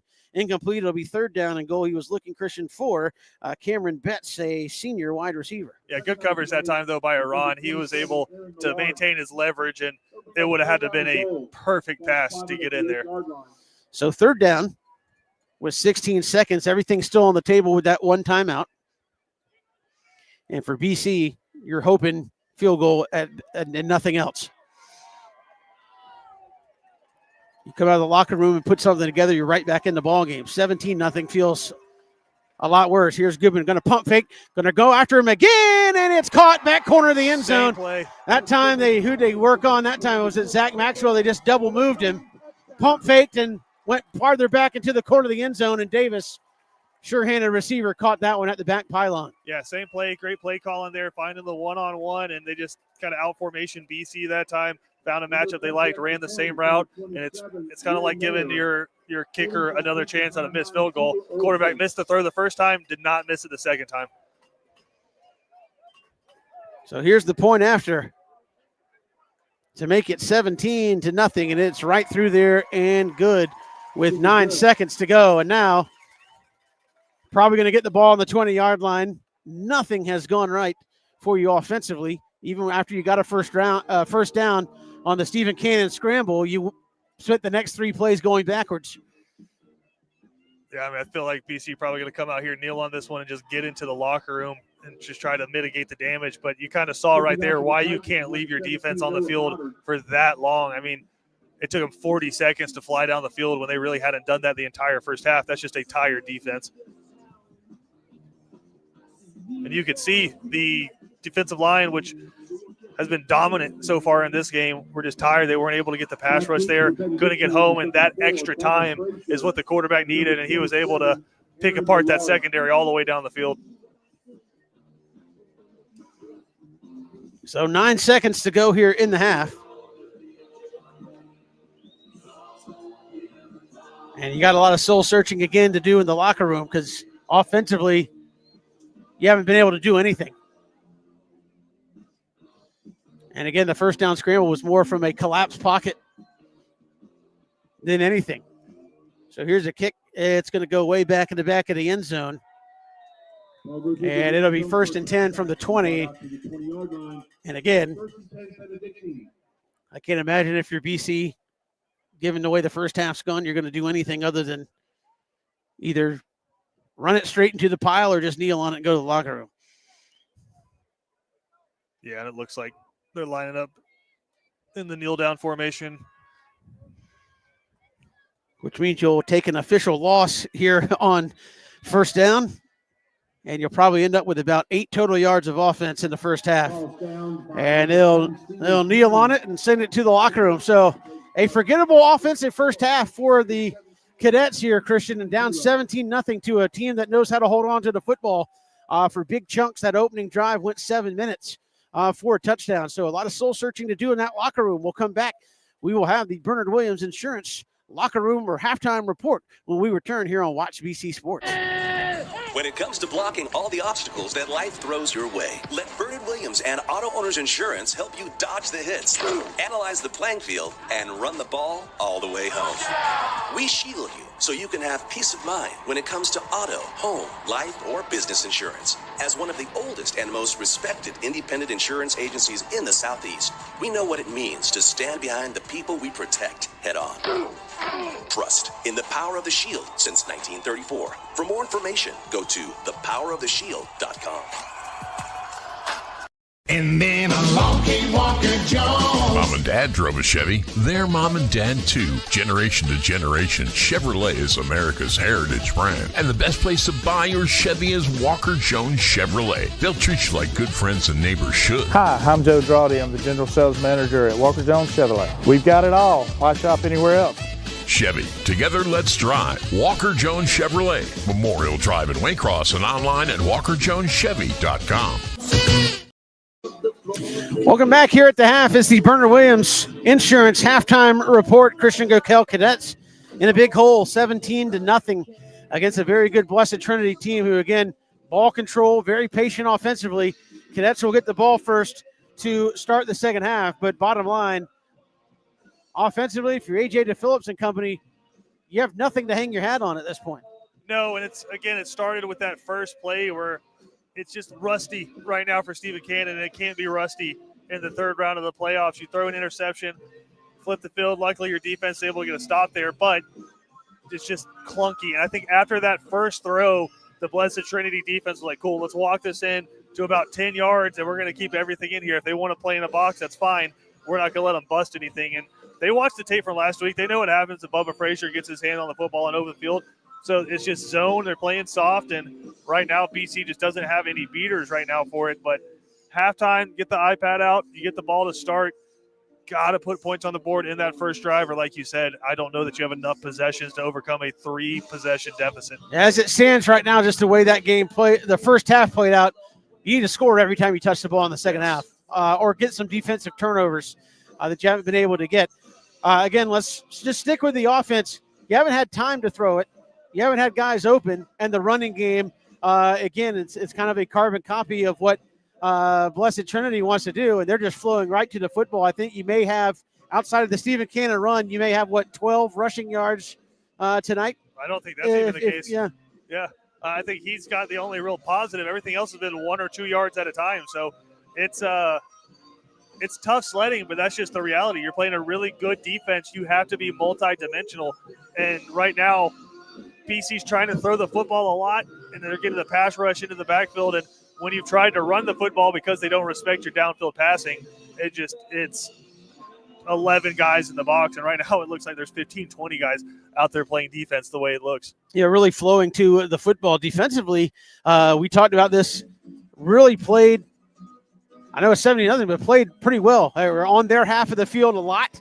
That last touchdown, again, you would like to hope that wasn't going to happen. But again, 10 points given how they kind of played. The opening drive gave up 73 yards in 7 minutes, but outside of that, held them in check, got a blocked field goal. Really, by and large, are getting home, disrupting the passing game, but you just can't play, as you said.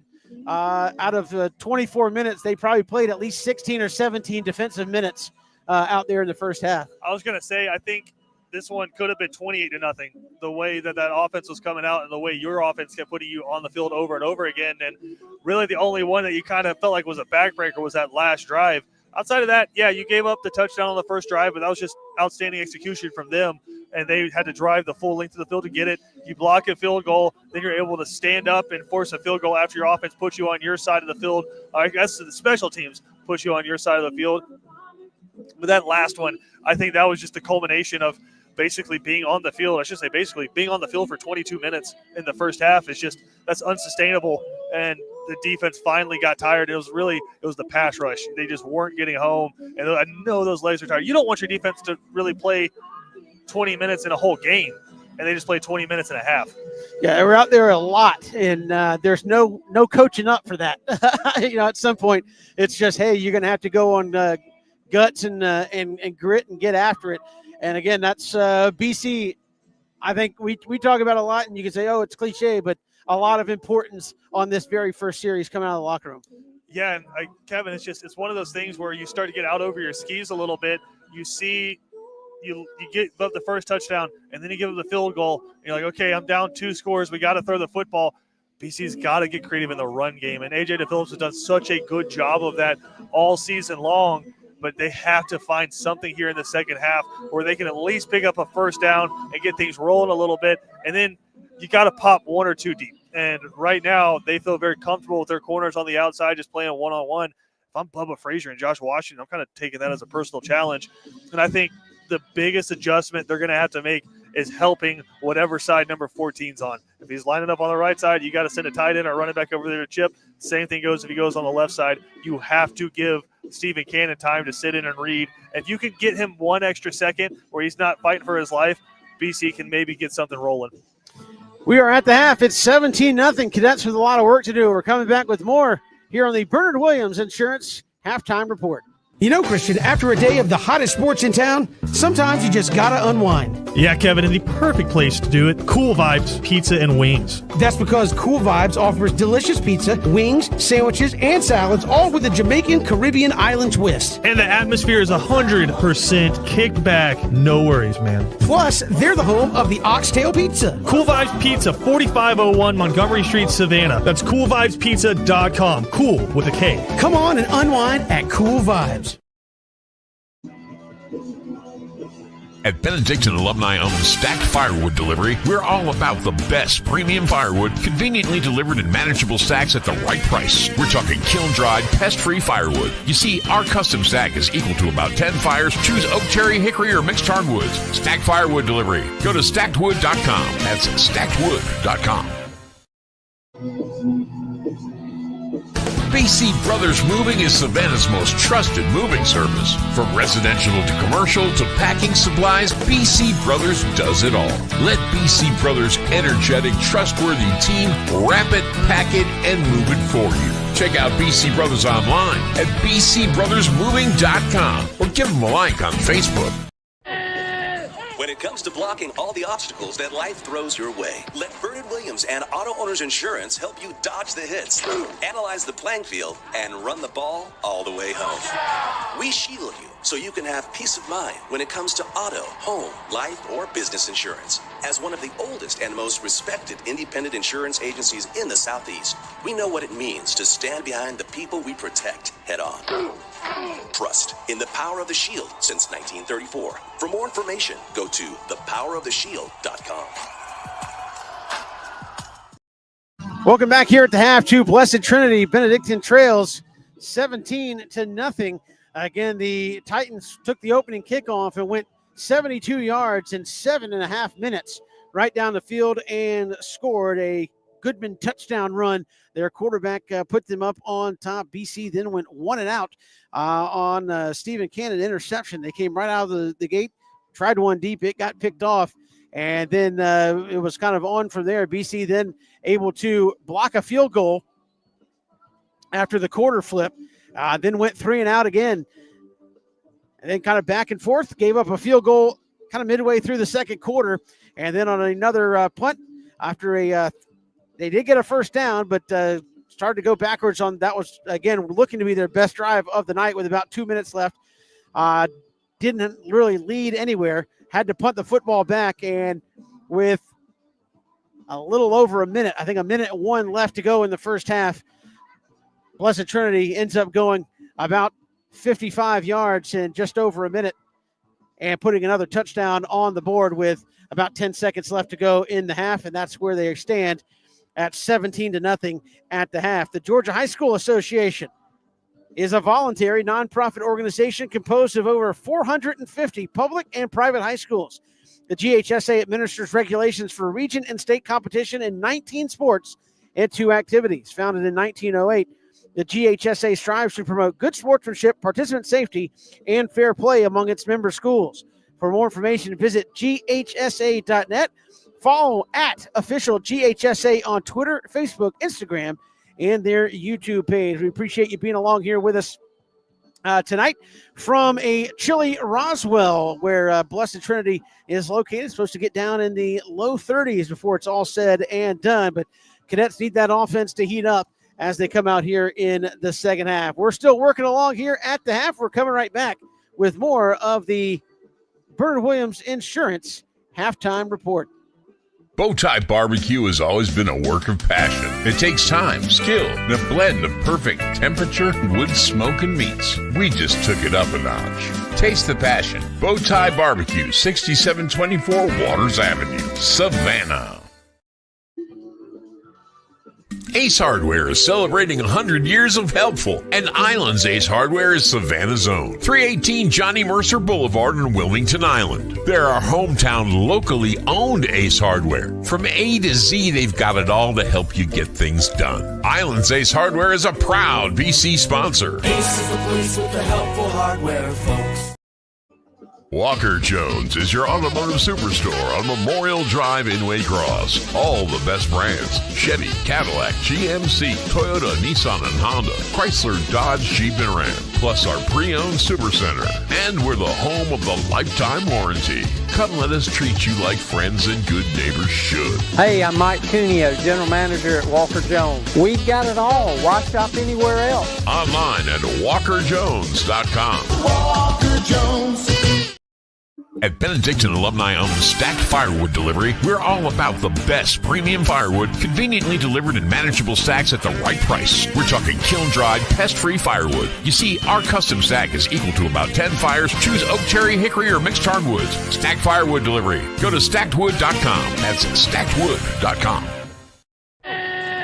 When it comes to blocking all the obstacles that life throws your way, let Vernon Williams and Auto Owners Insurance help you dodge the hits, analyze the playing field, and run the ball all the way home. We shield you so you can have peace of mind when it comes to auto, home, life, or business insurance. As one of the oldest and most respected independent insurance agencies in the Southeast, we know what it means to stand behind the people we protect head on.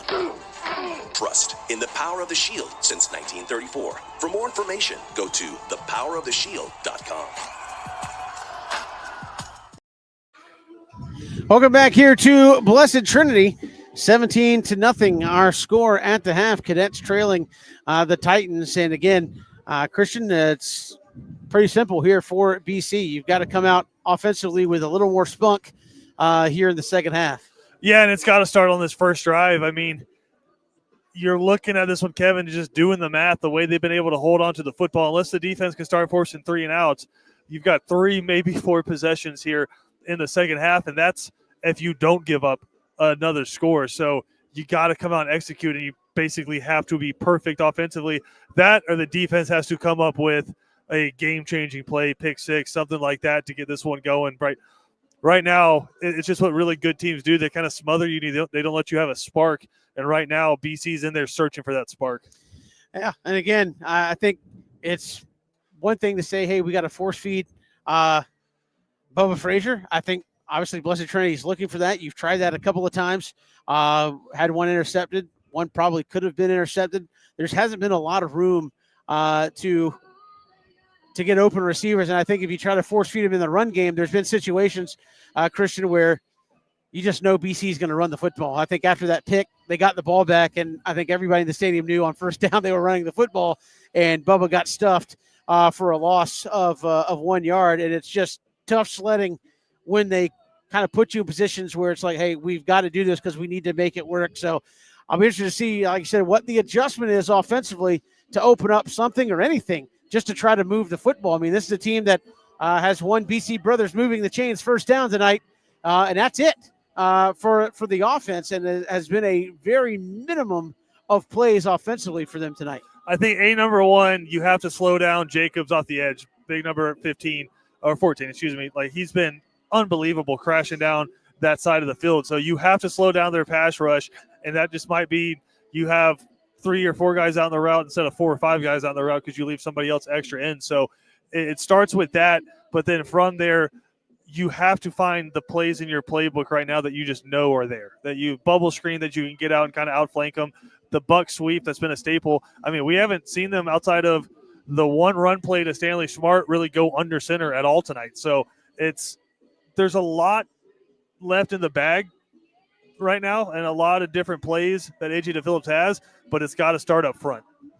Yeah, certainly does. And again, I think that's going to be because you figure it's going to start on the 20. You're not going to get a return here the way things are going tonight. So you haven't been even remotely in a position where you could challenge things in the middle of the field for a lot of situations. It's been kind of just an oddity. You don't see this a lot if you're BC, where just you've had maybe 10 plays in the first half, 12 plays, and when you did have a good drive, you ended up behind the sticks immediately there afterwards, and you just haven't had anything to consistently build upon. And that's something, even when you played the Warner Robins and the Perrys and the Wares, you still had those, like you said, those staples you could fall back on.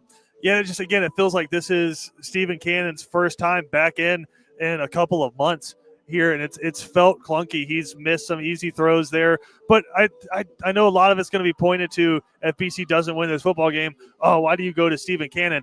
Amari Burst wouldn't have any more time than Stephen Cannon has right now to throw the football. So I don't necessarily think it's who's behind center, but it's just it's clunky in a few different ways. The interception is squarely on number 10 shoulders because that was just a bad throw.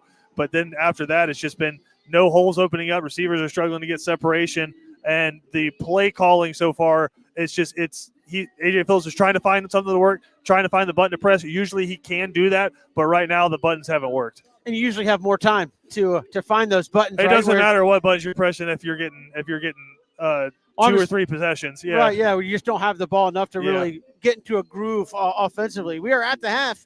It is 17-0. Blessed Trinity out in front of BC. Cadets will get the ball first as they are just now returning from the locker room here for the second half. We're coming right back in just a moment here on Watch BC Sports. Ace Hardware is celebrating 100 years of helpful, and Island's Ace Hardware is Savannah's own. 318 Johnny Mercer Boulevard in Wilmington Island. They're our hometown, locally owned Ace Hardware. From A to Z, they've got it all to help you get things done. Island's Ace Hardware is a proud BC sponsor. Ace is the place with the helpful hardware. The honor, the heritage, the tradition of excellence. The home for Benedictine Cadets football is WatchBCSports.com. All the games, play-by-play, and in-depth analysis. Home of the Danny Britt Show. Be a part of the action as your Benedictine Cadets take the field in their quest for yet another championship. On the official home of the Cadets, WatchBCSports.com. And look for us on Facebook and Instagram at WatchBC. You know, Christian, after a day of the hottest sports in town, sometimes you just gotta unwind. Yeah, Kevin, and the perfect place to do it, Cool Vibes Pizza and Wings. That's because Cool Vibes offers delicious pizza, wings, sandwiches, and salads, all with a Jamaican Caribbean island twist. And the atmosphere is 100% kicked back. No worries, man. Plus, they're the home of the Oxtail Pizza. Cool Vibes Pizza, 4501 Montgomery Street, Savannah. That's coolvibespizza.com. Cool with a K. Come on and unwind at Cool Vibes. Welcome back here to Blessed Trinity. Kevin Thomas, he is Christian Gokel. As again, a cold night here in the metro Atlanta area. And again, Blessed Trinity has had all the mojo in this one. It's going to be a remarkable second half for the Cadets here if they can come back against the team. Again, this is what makes it even more an uphill climb. Last week, Ola has had one playoff win ever. They're not used to doing it. They haven't experienced it. This is a Blessed Trinity team that has as much tradition in winning and knows how to put away a football game, much like BC does if they were up 17-0 right now. So it's kind of a double uphill climb because you're doing it against a team that knows how to finish and knows how to win. Yeah, and a very confident football team, and they're at home, and BC's third week in a row on the road here. So like you said, Kevin, you're playing a team that knows how to win, and that is a talent. And honestly, it's taken a while for this BC team to figure that out, how to finish and win a football game, but now you're just going head-to-head with another great program here and a coaching staff that knows that they can come out here with a great running game, a really good quarterback, and potentially limit you to 3 or 4 possessions here in this half. They got to feel like Blessed Trinity does. If they score again, that's probably the final nail in the coffin. Yeah, you just got to make something happen here if you are the Cadets as well. We're going to take one more break, Christian. We'll come back, and we'll have the second half action for you here on Watch BC Sports. It's been the Bernard Williams Insurance halftime report here on Watch BC Sports. Walker Jones is your automotive superstore on Memorial Drive in Waycross. All the best brands: Chevy, Cadillac, GMC, Toyota, Nissan, and Honda, Chrysler, Dodge, Jeep, and Ram, plus our pre-owned supercenter. And we're the home of the lifetime warranty. Come let us treat you like friends and good neighbors should. Hey, I'm Mike Cuneo, General Manager at Walker Jones. We've got it all. Why shop anywhere else? Online at WalkerJones.com. Walker Jones. We are back here at the half, and the Cadets will get the football to start the second half. We still got a few more minutes of warm-up time, so that'll allow me a moment to tell you the Georgia High School Association would like to thank its corporate partners for their valuable support of high school athletics and activities. Alpha Insurance, Georgia Electric Membership Corporation, Gatorade, Wilson, BSN Sports, the Atlanta Hawks, Mizuno, the Atlanta Braves, Subway, Sports Medicine South, the Atlanta Track Club, NFHS Network, Regions Bank, Max Preps, GoFan, and Georgia Public Broadcasting as the Cadets warm it up on the far sideline. Christian getting the ball first, and you hear this talked about at multiple, especially in college football and things. You need that explosion play, which is doesn't have to score, but you need that play that kind of wakes everybody up and gets you going. And you got to have that on this drive at some point here to start the second half. Yeah, if I was going to give you a group, you're picking the litter from 4A of offenses that could overcome a 17-point deficit. When you're just looking at the roster, I think most people would probably pick BC when you just look at the weapons that they have and the arsenal of just outstanding athletes. So now it's just about, again, we said it, pushing the buttons, finding the right plays to get the ball in their hands and let them make plays in space. We saw Bubba Frazier last week, just a 2-3 yard slant, and he was able to take it 60-plus yards for a score in that game, and no one came within 5 yards of touching him. You just got to find a way to get these guys in space, scheme somebody open, and cut it loose. And, again, Stephen Cannon, you got the first half out of the way. You got hit a few times. You threw the pick. Cool. That's all out of the way. You got 24 minutes to bring your team back. So they will get the football first as the Cadets walk back to the sideline. And again, sometimes you got to create the heat. It's cold out here, certainly atop the press box here on the far side, but you got to create the heat and create a little magic. And they need that explosion play offensively where, again, nothing has worked. If you can hit that one play, maybe you get a little rhythm going offensively. But again, 24 minutes to try to make up this 17-point deficit against Blessed Trinity. Yeah, it's got to start on this first drive, and I know that's what A.J. Phillips and this offensive staff have spent that entire halftime doing, is just sitting down with the guys and saying, what are you seeing out there? We'll talk about what we're seeing on the iPad, and here we go. We're starting a script to start the second half and get some points on the board because you got to. Even if it's a field goal, got to put some points on the board. If you can do that, it's a whole new ball game. Yeah, three would be anything, right? Like you said, would be good at this point. Earth-shattering at this point. So it will be Bubba Frazier and Aaron Mallard back deep for Benedictine. Blessed Trinity did squib one of their kickoffs in the first half, but by and large, it has been 8 yards deep in the end zone. Number 27, Aaron Millard. And again, you see a lot of the starters out there on the kick unit for BC. You got Larson Little and Wyatt Estabrook out there. Isaiah Jones on the front line. Colby Brennan up there on the front line as well. So here we go. Third quarter about to get underway. And it will be driven left to right, way into the back of the end zone. No, Bubba's going to catch it at the goal line. Oh, he stepped in. And that's probably fortunate because he was getting awful close to the sideline over there. So BC will get it at the 20.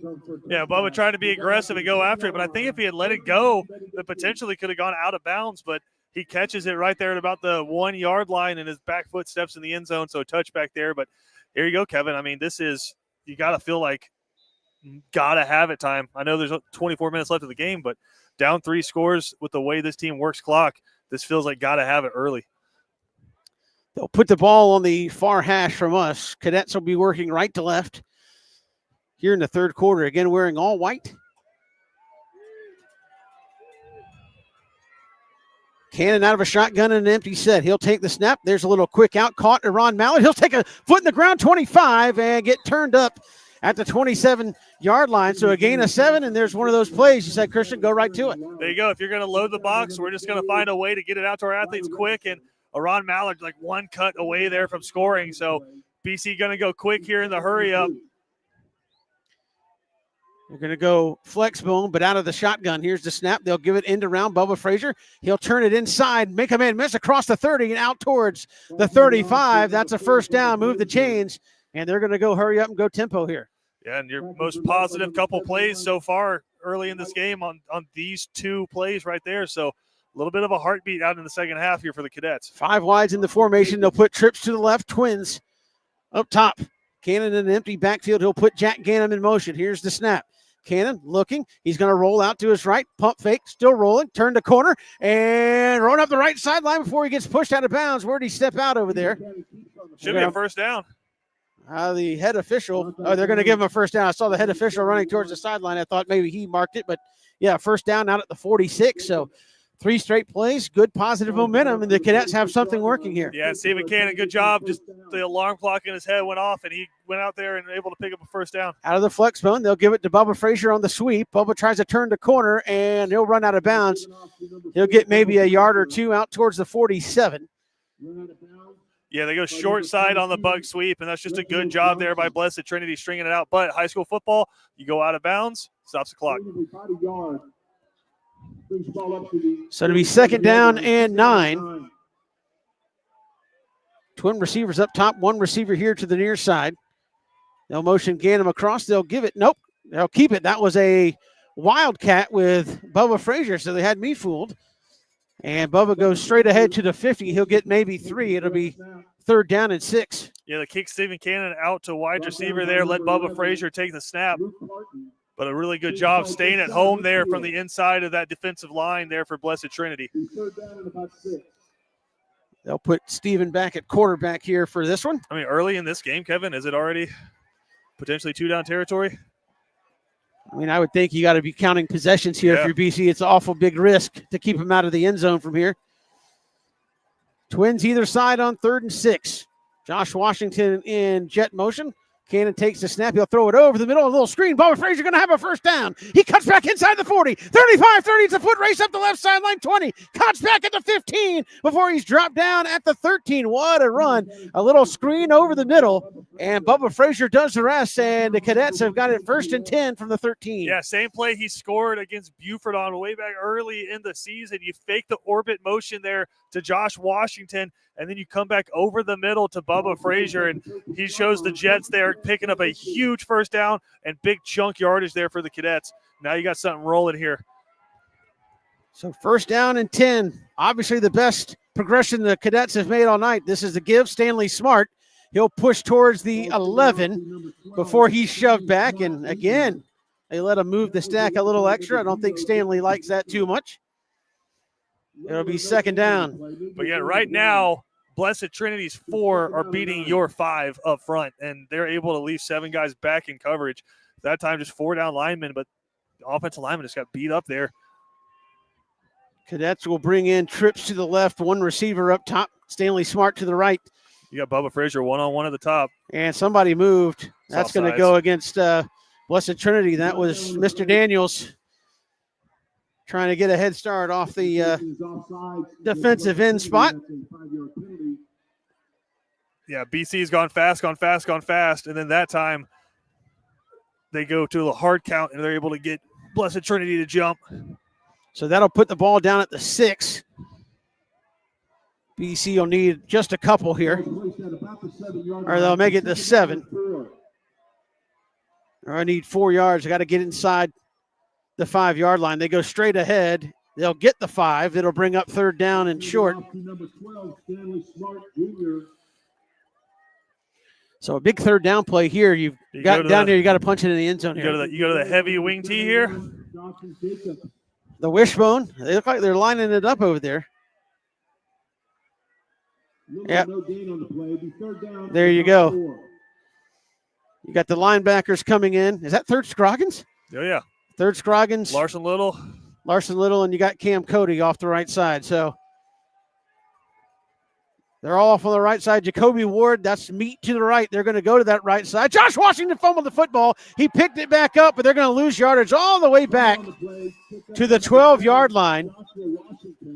I feel like you got to go field goal here, get some points on the board. And let's see what they do. Yeah, they're going to. 5 or 6 on the play. Brings the ball back to the 13-yard line. Yeah, BC had Bubba Frazier in the backfield to take the snap at quarterback. Larson Little lined up at his right, and then on the line you had Cam Cody and 3rd Scroggins. and you run a jet sweep there. And I wonder if Bubba tried to pull it or it was just a mishap on the exchange there, but Josh Washington ends up putting it on the ground. 30-yard attempt from the right hash for Connor Ferguson. Puts a foot into it, and it is way up there, and it is good. So BC finally on the board. They take the opening drive and end up with points. It's 17-3. Got to play some good defense here, but some positive signs of life for the Cadets. We're coming right back here on Watch BC Sports. Ace Hardware is celebrating 100 years of helpful, and Island's Ace Hardware is Savannah's own. 318 Johnny Mercer Boulevard in Wilmington Island. They're our hometown, locally owned Ace Hardware. From A to Z, they've got it all to help you get things done. Island's Ace Hardware is a proud BC sponsor. Ace is the place with the helpful hardware, folks. We are back here at Blessed Trinity. Cadets have points on the board. It's 17-3, so now the defense has got to do likewise here on this first possession, Christian. I mean, for as much as it was, the Cadets just went on a nearly 5-minute drive there themselves to put points on the board. So, again, possessions still haven't started adding up to get you in the extra here so far. Yeah, defensively, you got that break at halftime to kind of get your legs back underneath you there, and then the offense goes on that nice long drive. So hopefully they've got a little bit of juice left in those legs because that last drive, it was just easy pickings there for the quarterback. Here's Connor Ferguson to kick it away right to left. He'll drive it up the left hash, and it will get into the end zone, and that'll be a touchback. And that's big because it felt like the field was kind of slanted the entire first half. So, I mean, just them starting on their 20 is big. So now this Cadet defense, I'll see if they make an adjustment if they tried to kick Cam Cody back inside. I don't think they're going to. He's been playing that defensive end spot. And every first down here is just huge because it's going to be another 3 minutes off the clock.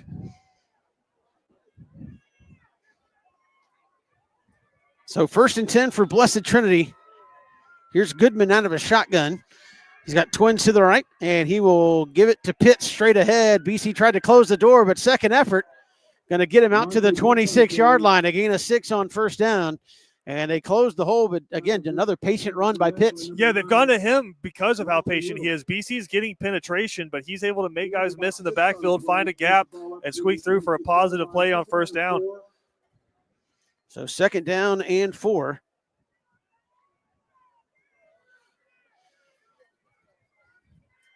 They'll go to a pistol look here for Blessed Trinity. They'll motion an H-back over to the left. Here's the snap. They'll give it to Pitts again. He cuts back inside. Larson Little there to turn him back after maybe a gain of a yard. It'll be a huge 3rd down and about 3 here for Blessed Trinity. Yeah, that's a good job by Larson Little getting underneath the block that time, filling the gap and making a tackle right there. But BC has not been great on 3rd down in this game so far. This is a huge one here for a couple reasons. A, saving clock, getting the ball back to your offense. But B, you should get good field position here if you're able to get a stop and force a punt. And Blessed Trinity in no hurry here. Just running their offense. They've got an H-back to the right, twin receivers out here to the right. They've worked BC in the flat. So here's the snap. They look here to the right. Oh, yep. There it is, the little flat route, and it's going to be caught by Davis, and that'll be a first down at the 37-yard line. And that was just a little, as you said, a flat route, and it was wide open.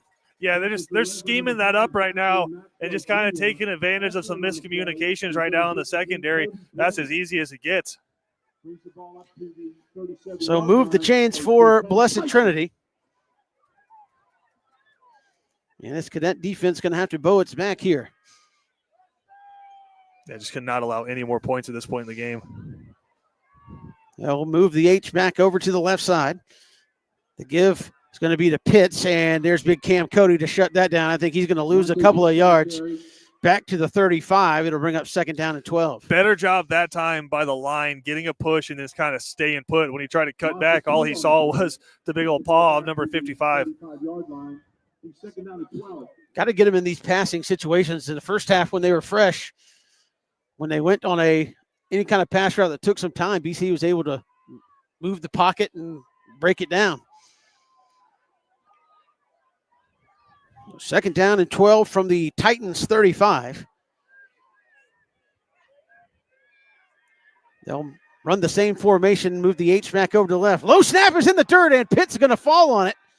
Back at the 31, and that's about the first mistake of the night for Blessed Trinity. Rolled one back there, and it'll bring up 3rd down and 15. Yeah, you mentioned it. Just never got the football to the quarterback, and fortunate that the running back didn't kick it right there, and he's able to fall on it. But now you have a 3rd and 18 here. Got to get off the field here if you're the Cadets. Goodman brings the play in from the sideline. Huge 3rd down here over midway gone through the 3rd quarter. BC going press coverage on the outside. Here's the snap to Goodman. He's looking. Got some time. Throws over the middle. It's tipped up in the air and caught. You got to be kidding me. And it's going to be a 1st down out at the 48. Most unbelievable play you've ever seen. Great coverage by BC. It's tipped up in the air. And right place, right time for the Blessed Trinity receiver just to pick it up and end up running for the 1st down. Yeah, I mean, just absolute great coverage there. I believe that was Mekhi Williams coming up, laying the lumber as the receiver came on a dig route. It wasn't going to be a 1st down, but the ball pops up in the air and it hung up there forever. And number 14 is able to run underneath it and pick up a 1st down. That's just the way it's bad bounced, luck. The way it's bounced tonight for BC. Now a power formation for Blessed Trinity. They'll give it to Pitts. He'll go straight ahead. Nothing doing there. He spun around. I think that was Larson Little. Got back there and got him. He's going to lose a yard. Now that BC rush defense is looking good. But again, just this drive has taken 3 or 4 minutes, and they've only gone about 20 yards. So I said every 1st down is about 3 minutes off the clock at this point with the way they're working the clock. I mean, you've had 1 possession in the 3rd quarter, and you're able to get down and get a field goal, but the rest of it's just bleeding away.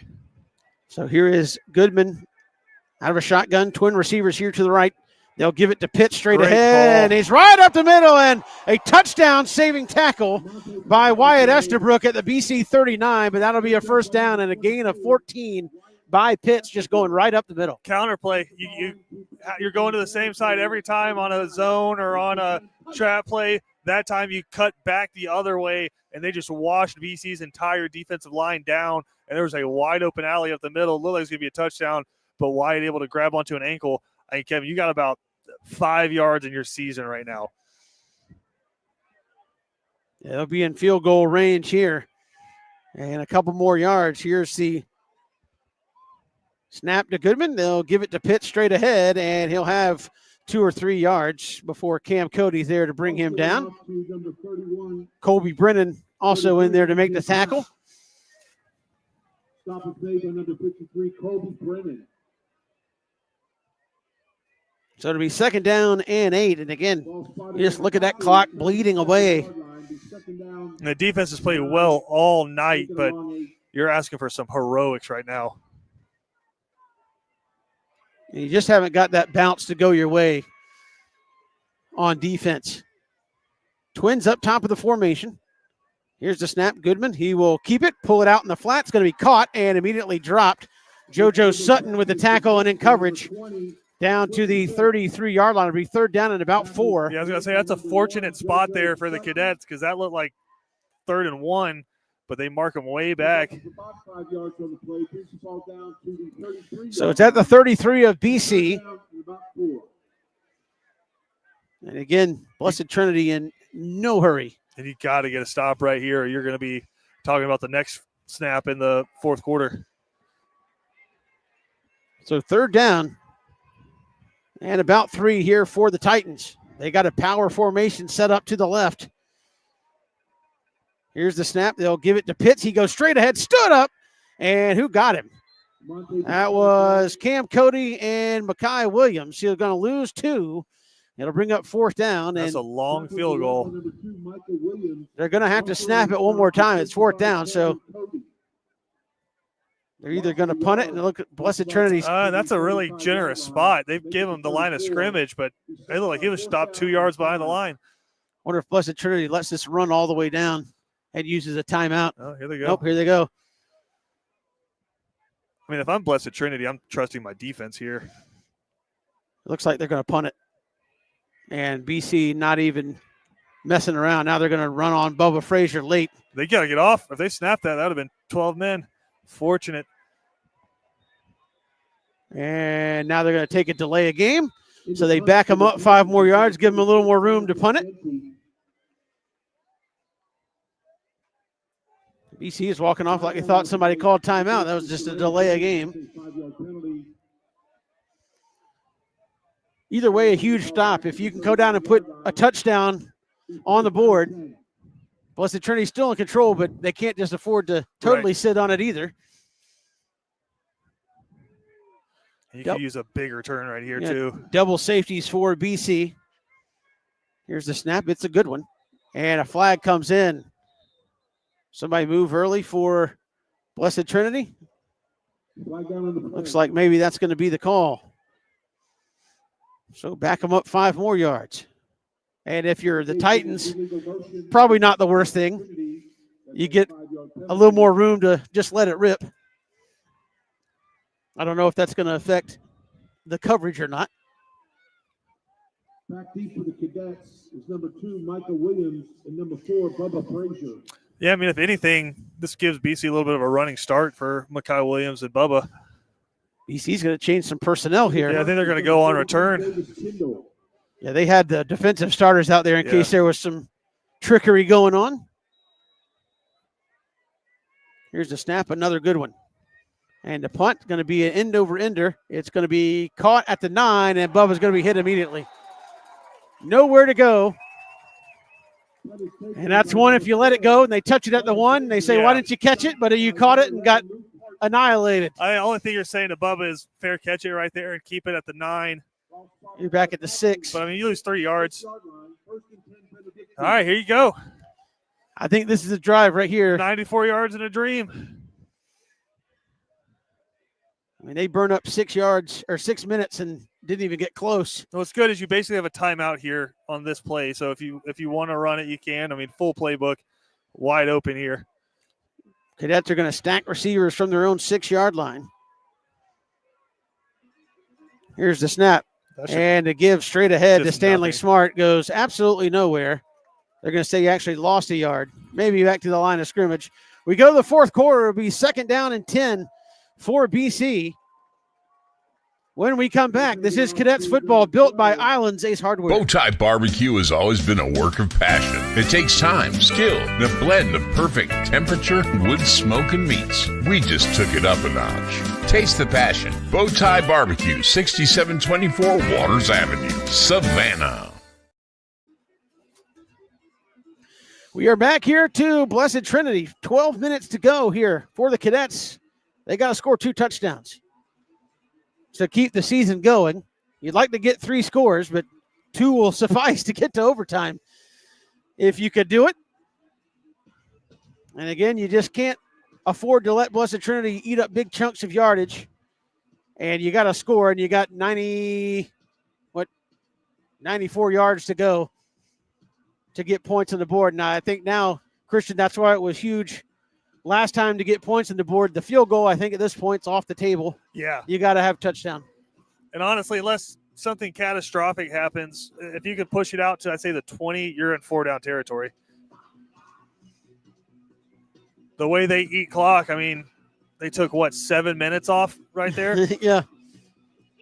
You've got maybe 2 possessions left. And you got to score on both of them. So 2nd down and 10. 2nd down and 11. Here for BC. They got an empty back set for Stephen Cannon. Trips up top, Twins here to the short side as they'll work left to right here in the fourth quarter. And now we're marked up, ready to go. Here's the snap. Looking, he'll fling it out in the flat. Oh, and absolutely annihilated was Ron Mallard at the 5. And they're going to say he dropped the football, but that was a swing pass, and the Titans knew exactly what was coming.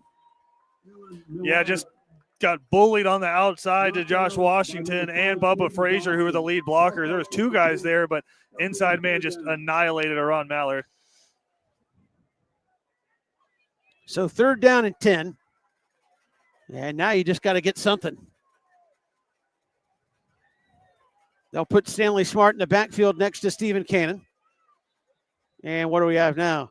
A flag comes flying in from the sideline. Offsides against Blessed Trinity. So some breathing room.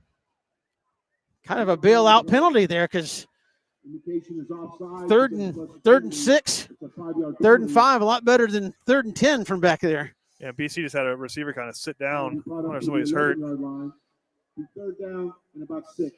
Can't see who that is. Maybe a Ron Mallard over there. I mean, he got hit hard. That's kind of that vulnerable position where he was right in the middle of the catching motion. He got hit in the ribs. And at 36 degrees out here, probably didn't feel too good. Probably did not feel too good. So they'll tend to Iran over there at the 5-yard line. Cadets trailing at 17-3 and face a 3rd and 5 upcoming. They got to get out to the 17-yard line. Let's have a hand for number 27. Or the 16, rather. Aaron Millard. So they got to get to the 16 for a first down. Again, I wonder at this point, 11:54 to go, down 2 touchdowns. You got 2 plays? I think you almost have to. Yeah. As you think of it this way, if you punt the ball back, let's assume it's a good punt and it's at midfield. Even if you hold them, you're going to get the ball back with about 7 minutes at best, and you got to score twice. Right. This coming Tuesday. Thank you. So a big 3rd down upcoming here for the Cadets. BC is going empty, and they have not had success blocking from this formation, so it's got to be quick. Yeah, trips up top, Twins here to the bottom. Here's a snap, Steven. Pump faking, looking, going to wind up, throw it up the field, has a man. It's going to be just out of the reach of Bubba Frazier. One more half step from Bubba, and that's a touchdown. He had him. Yeah, you have Bubba going on a post route up the middle, and he ran past everyone. And again, you talk about the just kind of rustiness a little bit. If you put a little bit more air under that football, Bubba Frazier standing in the end zone right now. But as it is, Cadets are going to punt it. You have to ask your defense to save you one more time. I know you said you're going to lose a lot of time here, but if you give them this ball at the 11, you're basically giving them a touchdown. Right. And then it's really over. Out of his own end zone, here's Connor. Ferguson puts a nice foot into that one, goes all the way out across midfield, going to be caught on the run, though, by the Titans across the 40, 35, 30, 25, and shoved out of bounds. They're going to mark him at the 23, so it's going to be a net punt of about 10 yards after a really good punt from Connor that time. And that one hurts. Yeah, I mean, they're already clearly in field goal range, and any points at this point, you're down 3 scores. And a team that's just going to bleed the clock on you as well. Yeah, it's got to be a 3-and-out here or nothing. Got an official's timeout on the field. Somebody got hit out of bounds. Is that I think cheerleader down over there? No, I think it's the return man. I think he got tangled up in the chains. If you look at the chain right there, Kevin, it looks a little bent. So they tend to somebody across the way. We'll step aside. Come right back here. This is Cadets football built by Islands Ace Hardware. When it comes to blocking all the obstacles that life throws your way, let Vernon Williams and Auto Owners Insurance help you dodge the hits, analyze the playing field, and run the ball all the way home. We shield you so you can have peace of mind when it comes to auto, home, life, or business insurance. As one of the oldest and most respected independent insurance agencies in the Southeast, we know what it means to stand behind the people we protect head on. Trust in the power of the Shield since 1934. For more information, go to thepoweroftheshield.com. Welcome back here, Blessed Trinity. First down and 10 from the BC 22 for the Titans. Here's a snap. They'll give it to Pitts, working off the near side, and Isaiah Jones with the tackle back at the 24. So loss of a yard. Cadets' run defense has been unbelievable, greatly improved here in the second half. And that's maybe the one thing Blessed Trinity can't afford to do right now is go backwards. So Goodman talking his offense. And they'll put Twins up top. They've got Pitts to his left. on second down and about 12. Here's the snap. Goodman looking, got some time, going to throw over the middle, man wide open, and that's a touchdown. And that time the rush was about a half a second slow, and right over the middle, caught, complete for a touchdown, and that may be a backbreaker for BC right there. Maybe the only saving grace is that was really fast, but you were lining up hard for a run play, and you got just 4 guys back in coverage. They ran 4 verts on seams and able to just hit his man in stride right there for the touchdown. Great play call. It's a tight end, Charles Ellswood. And now the point after to make it 24-3. Kick is up, and it is right through there. 24-3. Titans tack on another one, and now BC with their backs really against the wall. We're coming right back here on Watch BC Sports. Ace Hardware is celebrating 100 years of helpful, and Island's Ace Hardware is Savannah's own. 318 Johnny Mercer Boulevard in Wilmington Island. They're our hometown, locally owned Ace Hardware. From A to Z, they've got it all to help you get things done. Island's Ace Hardware is a proud BC sponsor. Ace is the place with the helpful hardware, folks. Welcome back here to Blessed Trinity, 24-3. And the Cadets still with just one drive to kind of hang their hats on, and now you really got to score and figure out a way to get a turnover as well at some point here in this fourth quarter. Yeah, it's full tilt now. Hurry up, throw the football, and if you score, probably onside kicks. I mean, it's do or die time now for the Cadets. You're down 3 touchdowns. You got 10:51 to go.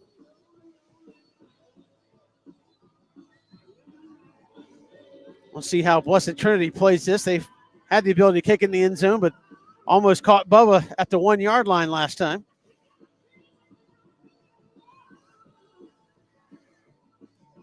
The kick from right to left. And it's going to be an end-over-ender, and it's going to hit and roll in the end zone. He hit about the 4 and skipped on in there. And so BC will have it 1st and 10 from the 20, and again, all the urgency in the world here. Yeah, you had Bubba schemed up for a touchdown on that last drive, and you just missed him. So it's going to have to be more of that, just finding open spots for your playmakers and trying to get the ball in their hands, and you need something quick to try to get some kind of momentum back. So here comes the offense. Again, Stephen Cannon back after a long layoff with that arm injury. And he's had moments of brilliance and moments of rust here in this ball game. 5 wides in the formation. Here's the snap. Cannon looking. He goes near side. Going to be caught. Makai Williams. And he goes straight down after a gain of about 3. And Blessed Trinity will let you do that all night long. Yeah, kind of sitting in soft coverage now, and they're just going to come up and rally to the ball at this point. That's going to be 20, 30 seconds off the clock for the Cadets. Got to go fast. 3 on the play. 2nd down and 7. So they'll bunch everybody in here. And now Makai's trying to get lined 15 seconds up. off the clock. And he and Bubba getting lined up next to each other. Here's the snap. The give to Jack Gannum off the left side. Gannum going to try to turn the corner. He'll get across the 25 to the 27. But again, a gain of about 5. It'll bring up 3rd down and short. Yeah, you picked up 6 yards in 40 seconds. You got to start moving at a faster clip than that.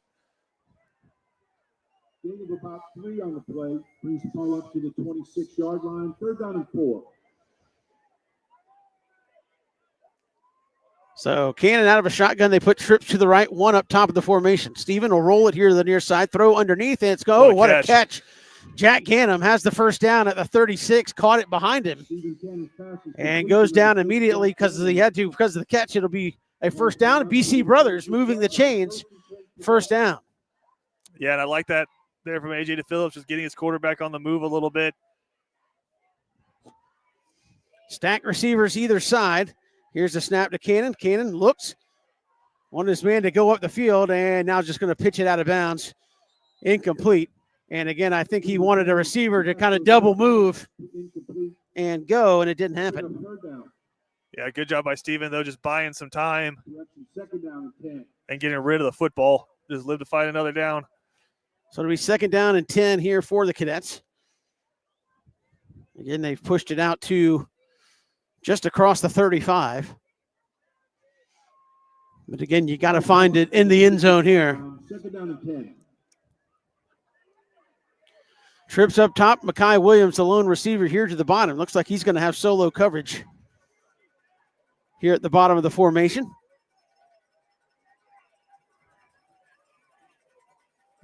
They keep flip-flopping Stanley Smart. He ends up on the left of Stephen Cannon. And what do we have? The BC call timeout. I think it's going to be a delay.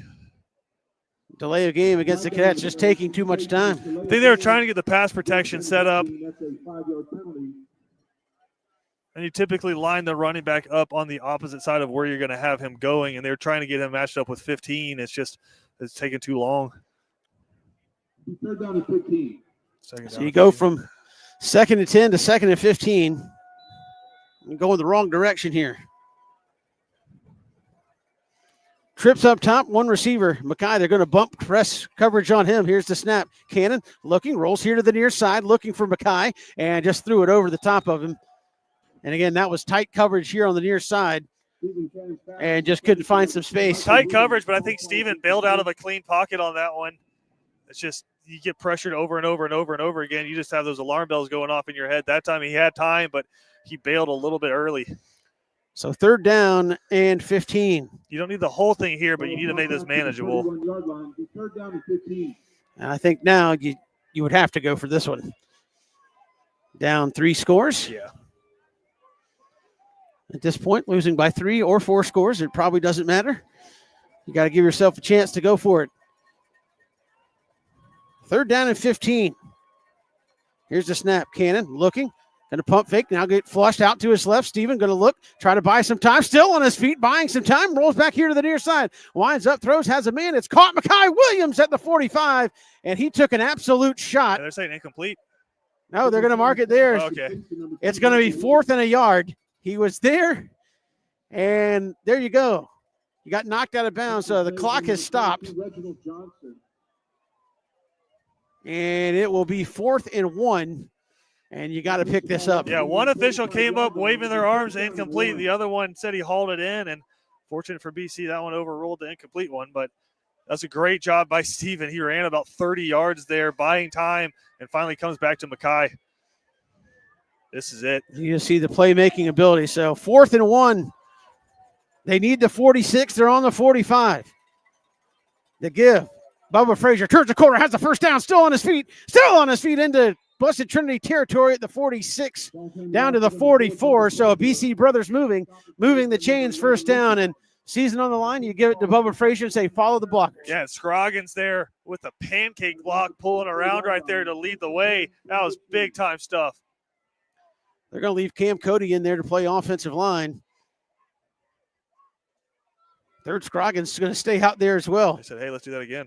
And they're going to run the exact same play. Here's Bubba Frazier. Got a seam. 35-30. He's going to cut back 25 and brought down at the 20-yard line. A huge gain on first down. So, hey, run it till you stop it. And they've gotten huge chunk yardage. I think they're going to run this again. And they're going to run on some new personnel. So, third, Cam and Larson Little going to hustle off. Clock's rolling at 8:25. Again, got to pick up the pace here. Yeah, I mean, you got to get in the end zone on this drive, so take your time. Stack receivers each side. Here's the give to Stanley Smart, who got tackled as soon as the ball was handed off, and that was J.D. Daniels, the sensational sophomore, and he knew the snap count, he knew the play, he knew everything. Yeah, I mean, just unblocked off the edge right there, and fortunate that he handed the football off because that could have been a fumble. I think Stanley Smart's lucky he got the handoff. He was hit that quickly. Yeah, just a huge miscommunication there on the line. So now it's 2nd down and about 13. Clock continues to run. You got Josh Washington one-on-one by himself at the bottom. Here's the snap. Cannon, a little underneath screen. This is going to be John Lilly, excuse me. And he'll get back across the original line of scrimmage inside the 20 to the 18. So to bring up 3rd down and about 8. Yeah, a little tight end screen. Tight end just turned around at the line of scrimmage. Offensive line releases downfield, dump it to him, and he got behind the big fellas. Makes it a little bit more manageable here, but still it's taking a long time getting these plays in from the sideline. So 3rd down and 8. At that time, Mackay Williams ran all the way out the field from the far side, and they kick him all the way back out. And now what do we have? I think Blessed Trinity is going to call a timeout. Blessed Trinity wants a timeout. With 7:03 to go here in this ball game. We'll step aside. This is Cadets football built by Islands Ace Hardware. You know, Christian, after a day of the hottest sports in town, sometimes you just gotta unwind. Yeah, Kevin, and the perfect place to do it, Cool Vibes Pizza and Wings. That's because Cool Vibes offers delicious pizza, wings, sandwiches, and salads, all with a Jamaican Caribbean island twist. And the atmosphere is 100% kicked back. No worries, man. Plus, they're the home of the Oxtail Pizza. Cool Vibes Pizza, 4501 Montgomery Street, Savannah. That's coolvibespizza.com. Cool with a K. Come on and unwind at Cool Vibes. Welcome back here to Blessed Trinity. A big 3rd down and 8. The Titans have called a timeout, but probably a break for BC. As you can, I think you got to be saying, hey, if we don't get this, this is the next play call. Or if we do get this, we need to be ready to go 1st and goal at that point. Yeah, Kevin, and again, you got 2 plays to pick it up. Do you take 2 shots at picking up the 1st down, or do you use a play to try to make this one a little bit more manageable? See what the Cadets do. They put trips here to the near side. 1 receiver up top. Stanley Smart to the left of Stephen Cannon. Now they'll motion him out. Empty back set. Cannon, a slant. It is caught. That's going to be a 1st down, 1st and goal. Did he drop it? No, they're going to. It's picked up, but he's hurt. Trying to see who that is down. It's Josh Washington. He took a shot. The reason I said, did he drop it, is the Blessed Trinity defender who made the tackle came up and said incomplete.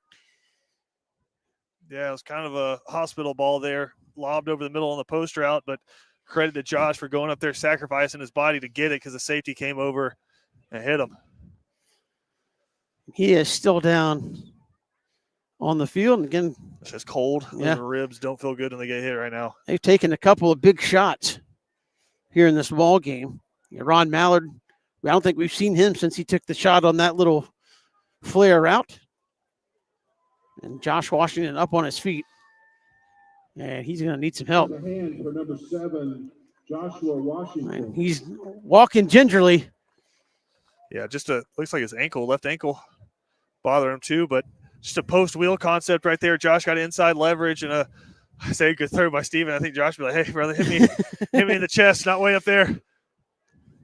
So it's 1st and goal from the 5. This play resumed. Ball spotted at the 5-yard line. 1st and goal to go, Benedictine. Cadets will try to punch it in the end zone and draw a little closer. Then probably would have to go to an onside. Not probably. They'd go to an onside kick. Here's a snap. High snap to Steven. Pulls it down. Goes backside. And is it caught by Bubba Frazier? Yes, it is. Well, he threaded the needle on that one. Thought that one was going to get picked off. But the Cadets are in the end zone. And it's 24-9. And it will be Connor Ferguson to tack on the point after. Yeah, they had Bubba Frazier up top one-on-one, and they just let him run just to get open route. And the good timing there from Steven.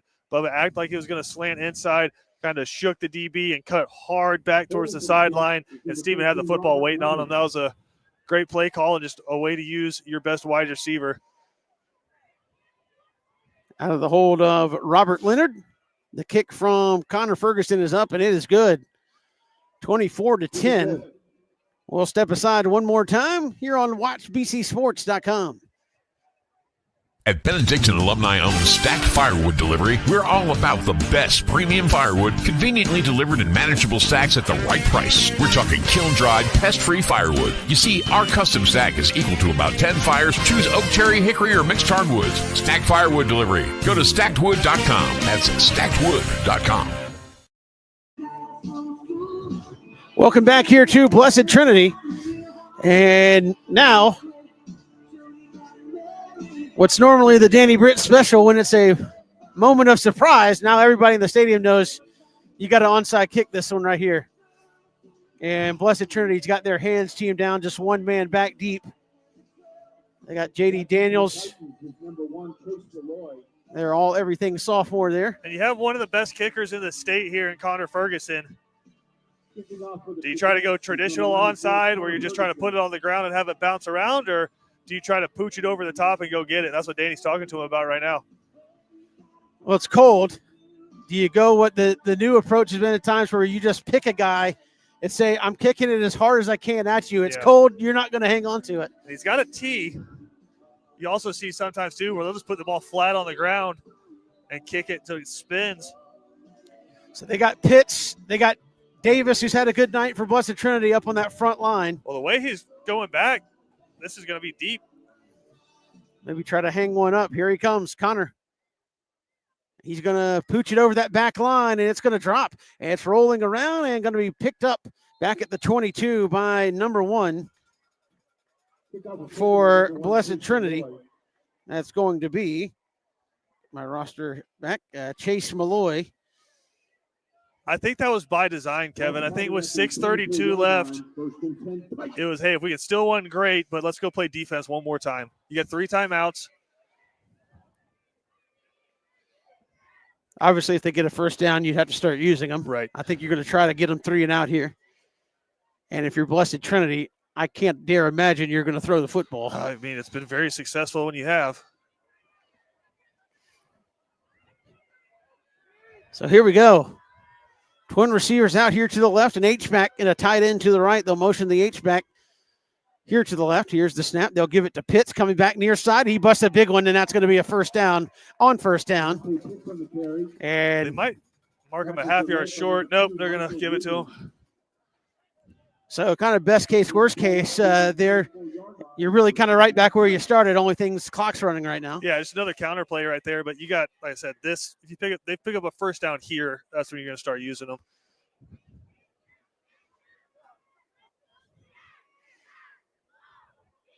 So 1st and 10 from the Titan 34-yard line. The temperature has dropped It, significantly. It really has. It is getting frosty up here atop the press box. Trips out here to the left, a tight end to the right. Pitts off the hip. They'll give it to him straight ahead, and big Cam Cody, they're going to grab him after a yard or two, and Danny Britt right there to utilize that timeout. Better job there from Cam that time, just staying home. And again, just he got that arm around the upper body right there, and you're just not going anywhere if he gets his hands on you. So BC going to talk this one over, and obviously 2 key downs here during this timeout. Danny Britt calls the timeout at 5:44, and now it's 5:39 on the game clock. So GHSA crew running the clock, though, so I might be arguing for those. That's what Danny's talking about. He's like, hey, it was 5:44, brother. Where'd those 5 seconds go? Yeah, I think he's rightfully saying, give me all my time back. Yeah. That's pretty egregious. I mean, 1-2 seconds, but 5 seconds off the clock. So this will be 2nd down and 8 for Blessed Trinity. Cadets have got everybody but Makai Williams up near that line of scrimmage, except for Makai, who's back. They reset it up to 5:44. And JoJo Sutton is playing man coverage out here, but he's in bump coverage here to the near side. So 2nd down and 8. They'll motion Davis across the formation. Here's the snap. They'll give it to Pitt straight ahead, and Paul Thompson going to grab him and turn him back out at the 40-yard line. Danny Britt calls timeout again. It'll be 3rd down and 4. And once again, the clock continues to roll. I think call the timeout at 5:37, and they have it at 5:31 right now. I think you can hear some of the cadets across the way getting upset about, hey, we're calling timeout. And listen, if you're the clock official, I figure your eyeballs would just be on the white hat the whole time. And they did set it back again to 5:36. All right, Kevin, here you go. I mean, this is it right here. 3rd down in your season, 5 yards, 4 yards. I mean, there's a great chance if they pick this up, even with your timeout, you're not getting the ball back the way it's been going tonight. And I'm not saying that the defense can't play well, but even if you hold them on this next one, you'll get the ball back with about a minute left. And you need 2 scores, yeah. So if you can get a stop here, a negative play would be nice. But if you get a stop here, I think Blessed Trinity up 2 scores would be more than willing to punt it and not give you a short field. And Kevin, you want to know somebody's not throwing the football? Wide receivers didn't even go to the huddle. Power is set up to the right-hand side. Now they'll put the tight end over to the left. Is he going to go under center for the first time all night? All night. Maybe a hard count. They're going to try to get a cheapie, maybe. Hard count. And now Blessed Trinity wants a timeout. Not a bad thought. No. But you hadn't seen him go under like center you all said, night. Yeah, yet. I think everybody was like, hey, hold on a second.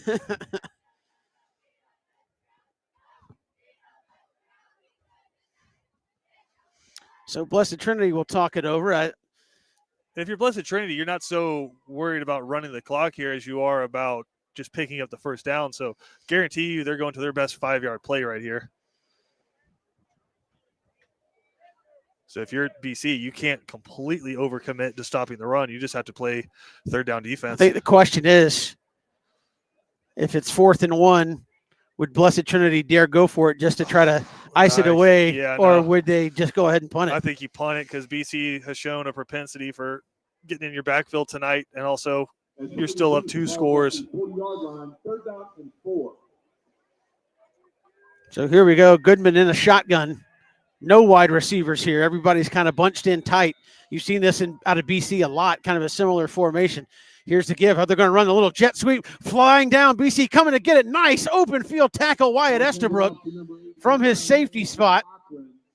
And he brought the stacked firewood there, did Wyatt Estabrook. It'll be 4th down, and BC calls timeout. That's what a hit. Yeah, that was just base defense right there. Didn't try to do anything fancy. Wyatt came from about 10 yards deep right there and ran his alley. Is able to get a big tackle, but give a lot of the credit on that one too to JoJo Sutton, because he went and took on the lead blocker right there and got demolished, but still held him up so Wyatt could get there and make the tackle. Now you force a punt right here, and you still have life with 5:30 to go, so the decision to kick deep there pays off. So long as they actually punt the football. As I say, would you dare up 2 scores run a fake? I mean, like you said, ultimate confidence in your defense, I'm sure, but maybe if they were the cadets did just go down and score. I was going to say, if you're 10 yards up the field from here, 15 yards up the field, you might consider that, but the ball on your 40-yard line, that's just giving them a lot of grace. So, Titans in punt formation. Number 46, Jonathan Genty. Bubba Frazier back at the cadet 25. Off the side of the foot would be nice here. Good snap, and here's the punt. It's a high spiral, going to be caught at the 22-yard line. Here comes Bubba. Got a block off to his left, trying to turn the corner, and not going to be able to do it. It was just a sprint to the sideline. BC wanted flag. Yeah, we're there. It is late hit out of bounds. Late hit out of bounds. So give some extra here to BC as they shove Bubba through the kicking net over there. Yeah, you had him pushed out of bounds, and then 5 just gives them the extra push right there and sends them into the kicking net. So BC is going to get some extra yardage right here, and there's a glimmer. Flag down on the play. So now, again, you need something quick. Relatively. Personal foul against Blessed Trinity. Official kind of double clutch. It looked like he was going to call it on BC first. And he's like, oh, hold on, other way. Make sure he's pointing the right direction there. So with that, you should be just shy of the 45-yard line.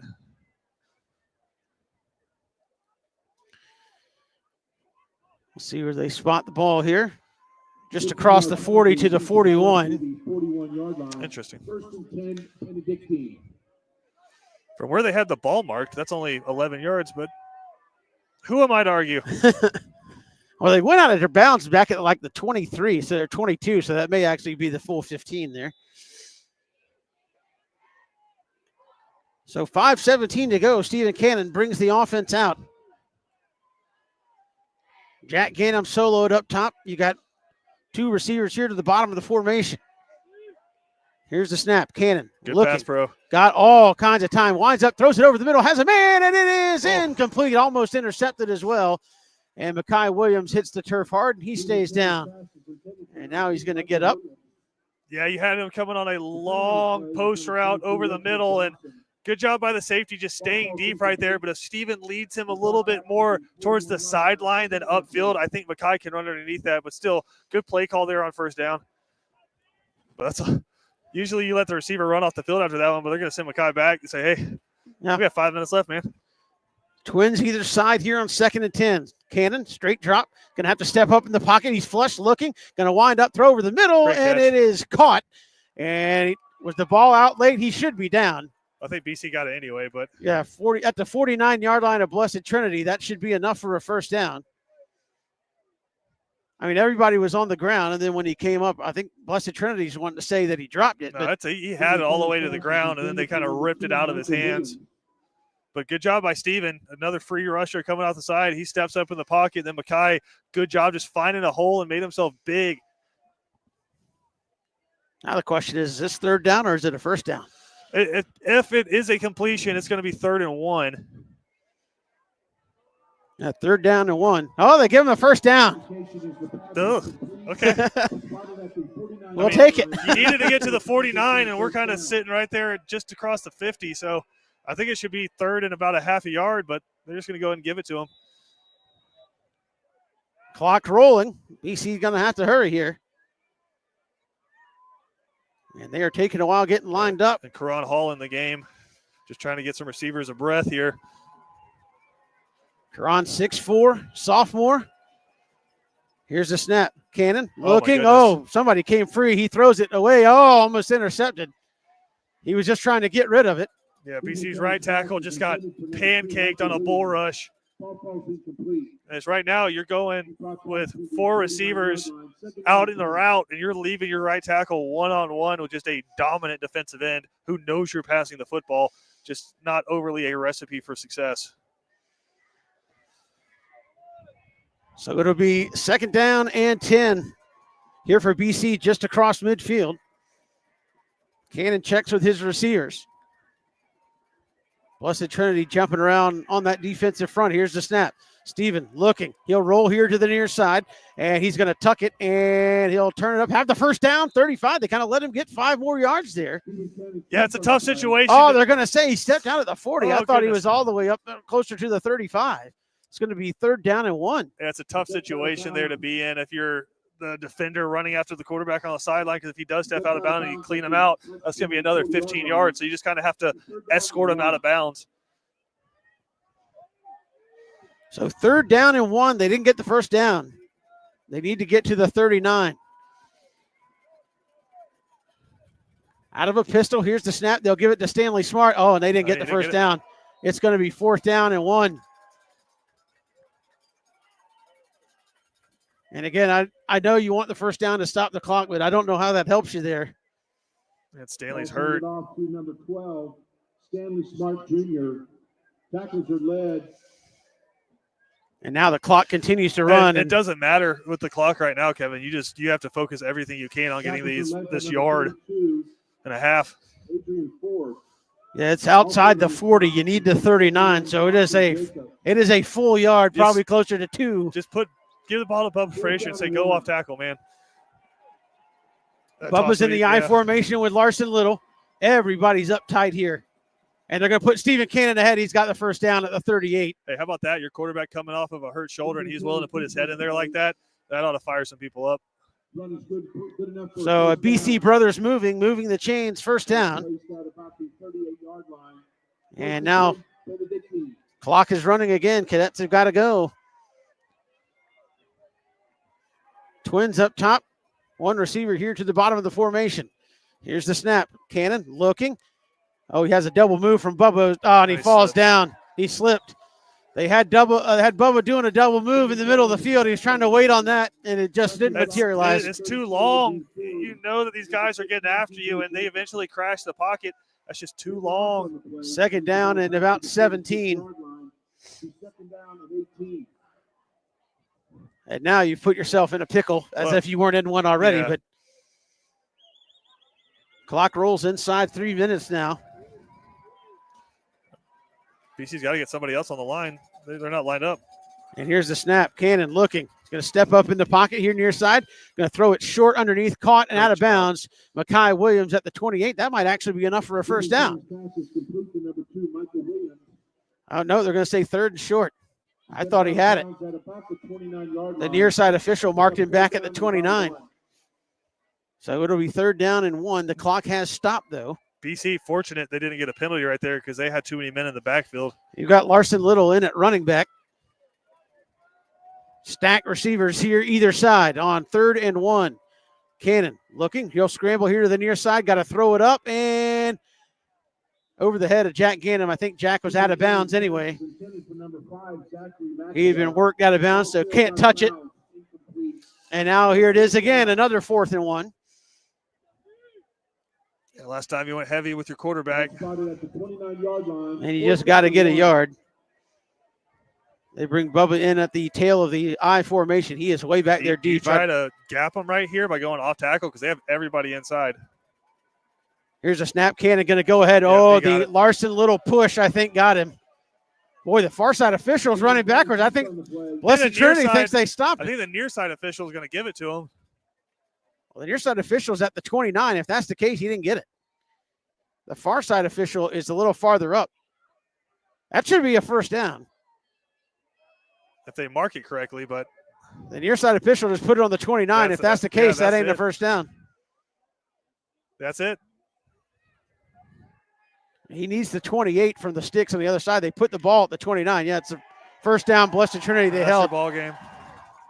And that's going to do it with 2:22. BC with only 1 timeout. It's a bad spot, but I mean, he got farther than where they put the ball down. I don't know if he got the yard he needed, but that was a bad spot.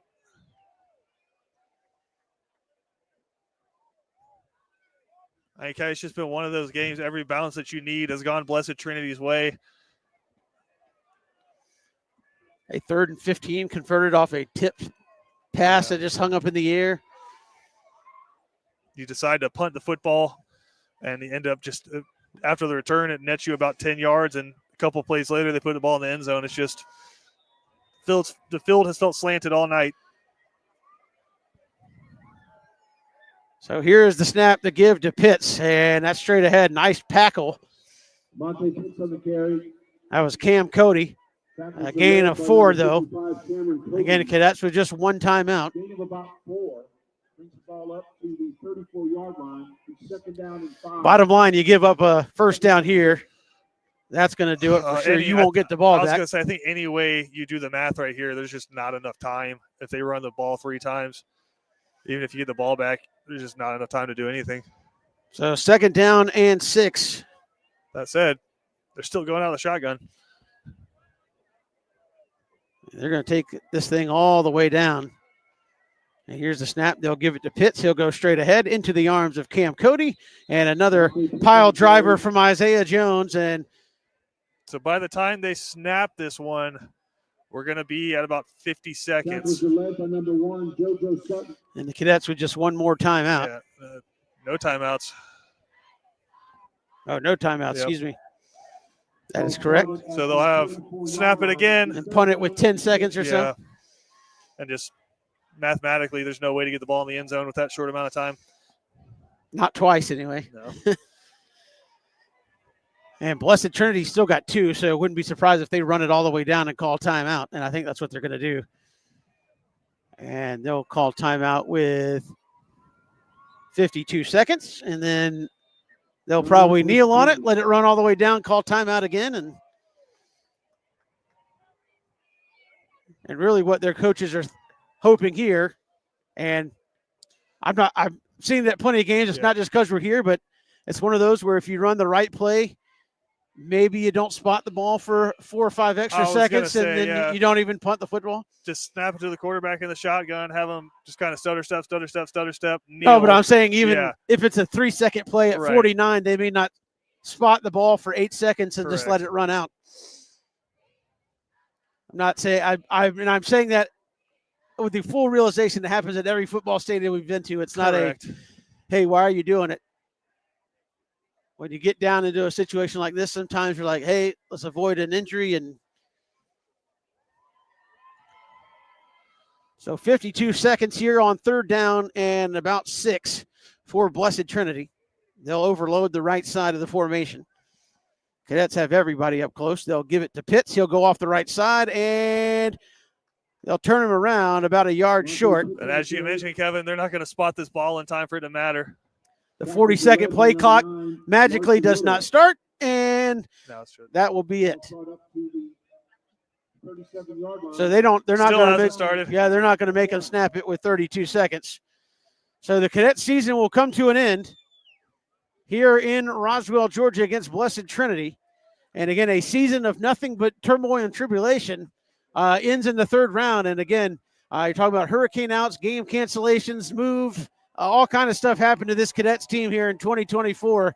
And they come up just short of 6 straight trips to the semifinals or better. Yeah, man, you knew it was going to be such a hard road, especially when you don't earn one of those 1 or 2 spots in the region. You knew you were going to be on the road the entire time, and you just get matched up against an excellent football team in Blessed Trinity. They've only lost once this season. It's to Milton, who's one of the top 10 teams in the country. So very well-coached team, a very talented football team. And finally, Kevin, I just think the slow starts bite you in the butt, and you're not able to overcome it. I mean, BC outscores them 10-7 in the second half, but just you dig yourself too deep of a hole. But on the whole, man, you look at this schedule and the teams that BC's played this season, and for them to make it this far in the playoffs and to come out of it with a winning record, I mean, don't know that there's many teams in the country that played a tougher schedule than what BC did this year. And those boys fought every single game. They certainly did. Final score 24-10. We've got the attorney Jonathan Dunn postgame show coming up. We'll look to chat with Danny Britt here on the postgame show if we can. We'll come back with that postgame show right after this. The honor, the heritage, the tradition of excellence. The home for Benedictine Cadets football is WatchBCSports.com. All the games, play-by-play, and in-depth analysis. Home of the Danny Britt Show. Be a part of the action as your Benedictine Cadets take the field in their quest for yet another championship. On the official home of the Cadets, WatchBCSports.com. And look for us on Facebook and Instagram at WatchBCSports. Bowtie Barbecue has always been a work of passion. It takes time, skill, and a blend of perfect temperature, wood, smoke, and meats. We just took it up a notch. Taste the passion. Bowtie Barbecue, 6724 Waters Avenue, Savannah. Welcome back here to Watch BC Sports Cadet Football, built by Islands Ace Hardware, as we begin the attorney Jonathan Dunn post-game show. And Christian, a cold night here in Metro Atlanta. And I think you said it probably aptly so. You can't fall behind 7-0, 10-0, as the cases may be, and expect, even no matter how good a football team you are, and expect that at some point it's not going to get you. Tonight it got you. You got behind early. Again, offense took way too long to kind of get going. Some of that you could say rightfully so. I wouldn't put it on the fact that Stephen Cannon was rusty or whatever. I would just say, look, you went 1 and out, followed by a 3 and out, and when you got the ball for the third time, there was 4 minutes left in the half. So that's hard on anybody to get some kind of consistency going, but you fell behind again, and you just couldn't get anything going offensively until it was in such a hole that, again, there was no margin for error, and the defense played a valiant effort, but played an awful lot of football. Yeah, and again, 20 minutes in the first half, the defense was on the field, and for them to only give up the 24 points, they gave the offense chances, but it was too clunky. But give a lot of credit to Blessed Trinity. That's an elite football team right there, and defensively, they were unbelievable. They gave up 0 on the ground to you. You had to scratch and fight for every single pass, too, so they can get after you, rushing the passer. They feel comfortable stopping the run with their 4 up front. And their back end secondary, they played their zones very well. So as much as BC struggled on offense, a lot of that really has to do with how well Blessed Trinity came out here and played defense. And then offensively for Blessed Trinity, it was tight. I mean, defense played really, really well for BC. They had to fit it in really tight holes when they did. And then we talked about it, the bounces, man. You have 3rd and forever, ball bounces up over the middle. Every time this season, we've seen a Mekhi Williams or a Wyatt Estabrook run underneath that football, and this time it just falls into the arms of a receiver for Blessed Trinity, and it was just that kind of the night for the Cadets. But those kind of nights don't happen for bad teams, if that makes sense. Usually you can kind of steamroll your way through a bad team. It's 2 very evenly matched teams, and the 14-point difference came down to the bounces. Certainly did, and across the way, if you're Danny Britt, it's one of those conversations as a coach, you never like, hey, the season's over. And before we get into some of our individual accolades for the game, I mean, you're having that conversation with your team, and you're talking to guys like Third Scroggins and some of those seniors who have played a lot of football for you. And you talk about the development and building of a program. This is disappointing for this group because they didn't make at least the semifinals, and that's something that since these guys are in 7th, 8th grade, it's never not happened to get to this point. And this is a team I thought faced maybe more adversity than some of those other teams had in their runs in order to get to this point. And I'll say this. None of the teams prior to them played the kind of schedule that these guys played this year, starting with Raven Gap and Buford, and then playing in the region with Perry and Warner Robins and New Hampstead and Ware County and all those guys. BC's never played a schedule like this. So the attrition, I think, a little bit kind of caught up with them at the end, where this is the first time you've seen Stephen Cannon in a couple of months right there. So it was an unbelievable season. If I'm them, I'm not going to let anybody say, oh, well, you didn't even make it to the semifinals. The fact that they got here and played as well as they did, to within a point of Buford early in the season, and the way they played tonight and the way they played in these playoffs, it's just been an unbelievable season for this team. But really, the seniors, I thought, stepped up. You could have just packed it away when Stephen Cannon got hurt against Ware County, but instead you came back, fought, won a game in the region on the road, came back, lost a tough one to Perry, and then won the rest of the ones that you needed to win to get to this point. So unbelievable job by those guys. And they're all going to go on to their college careers and their lives with 2 rings on their fingers from state championships at 2021 and 2022. So unbelievable high school career for all those seniors. Certainly, and I think for BC, you lose a great senior class, but you also look at all of your playmakers are sophomores and juniors. You do lose your entire offensive line, I believe, or most of it.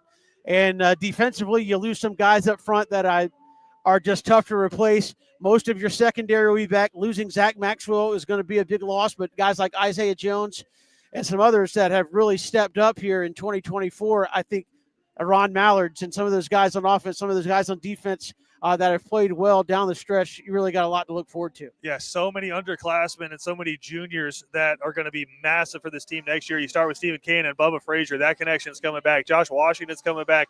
Ron Mallard's coming back. Stanley Smart's coming back. You mentioned you replace basically your entire offensive line, but you have some amazing skill guys coming back. And then defensively, most of your entire secondary is coming back. Good amount of your linebackers. I mean, Third Scroggins irreplaceable right there at that outside linebacker defensive end position, the state's leading sacker. And I think if you play out these last couple rounds of the playoffs, I don't know if anybody can catch him with as dominant he's been. So that's going to be incredibly hard to replace. But you have freshmen like Jameer Lee who played really significant snaps, and those are the next in line. And we've seen it time and time again. You have guys throwing it back like the Holden Saps and the Matt Cromanhawks, who were those unbelievable defensive ends, and Third Scroggin was a freshman that they were getting ready to put in there. So it's been unbelievable to watch him develop and turn into such an elite 4-5 star kind of a guy. But we question it time and time again if they're going to be able to replace it.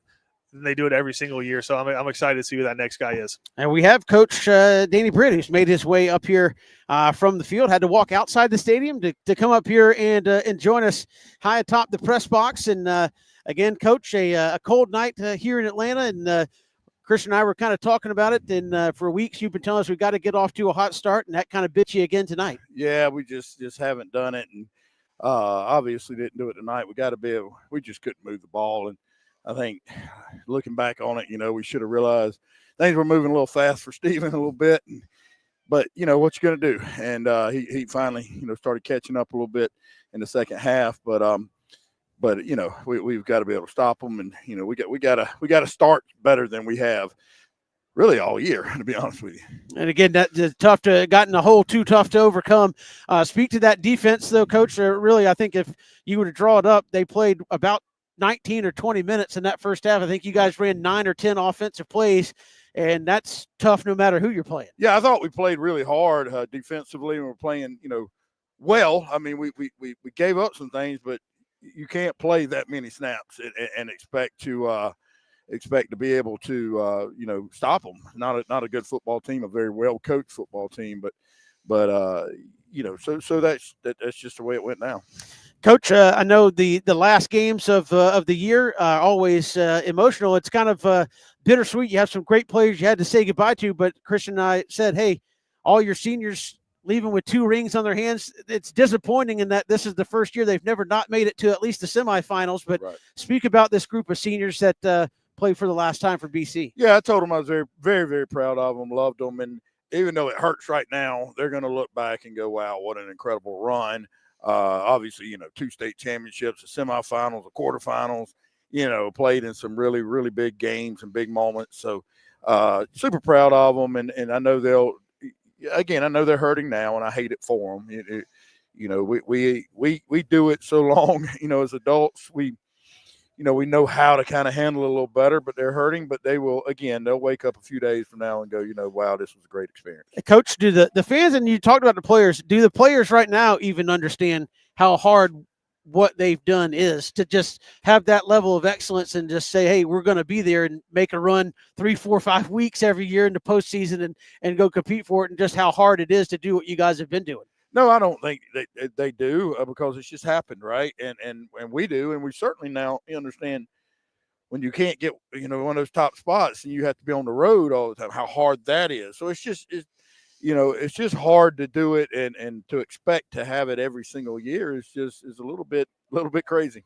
Well, Coach, I know a tough night tonight, but before we let you go, just 2024, man, this is probably going to go down to one of the strangest years you guys have had, from playing at Georgia Southern, cancellations, hurricanes, shuffling others. I mean, has this been of a lot of strange years, and not to with COVID involved? Right. Have you ever had a season that go quite as strange as this one? No, I haven't. There was just a lot to deal with. Of course, yeah, COVID was COVID, but with everything there, the injuries that we've had, this kind of devastating injuries, starting the year against a team that we weren't even on the same page with, to almost beating Buford, really should have beat Buford. And then, I felt like, we were rolling there in the middle of the season, and I really felt like, we were going to win that region and, and have a chance to make a run for state. And Stephen goes down, and, and it just, wow, another thing. And boy, Amari came in and just did an incredible job for us, and won 4 out of 5 games for us, and just had a great run there. So I'm very proud of him. It's a weird year, 7-5, at BC, and people are going, oh man, what's wrong? We played some really, really good football teams, and we had some things happen, and that's going to happen occasionally. Well, Coach, I know a tough night tonight, but we appreciate it. I know it's a longer trek to get up here out and around the stadium, but we appreciate you coming up and joining us. Thanks so much. Thank you. Coach Danny Britt joining us here on the Attorney Jonathan Dunn post-game show here at Blessed Trinity this evening. We'll step aside. We'll come back. We'll have some accolades to hand out. Christian, to recap this one before we step aside here from Blessed Trinity tonight.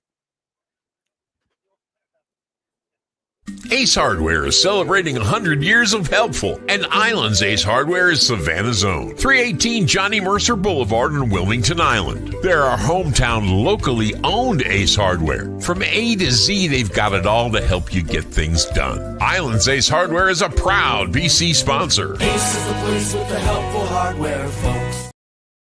Welcome back here to Blessed Trinity. Final score tonight, Blessed Trinity 24, BC 10, as we continue along here in the Attorney Jonathan Dunn post-game show on Watch BC Sports. And Christian, let's go to the stacked firewood defensive player of the game. I know they played a lot tonight. Didn't get that turnover that they've feasted off of really the last.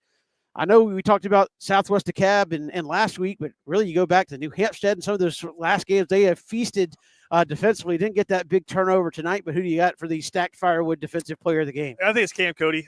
He was unblockable there in the first half, and then coming back in the second half was just the stalwart in the middle of that defense, and he was all year. So big number 55 gets the honor tonight.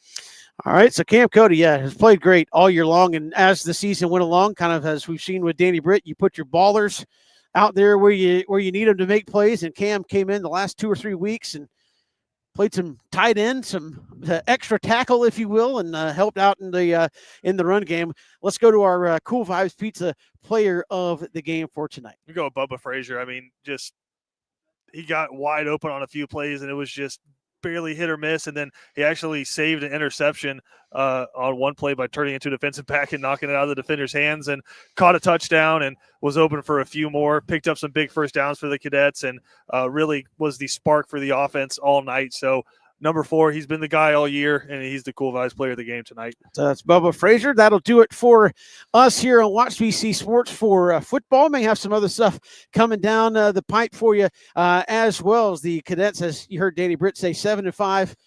You say that on the surface, and you say, "Oh man, it's a hell of a schedule."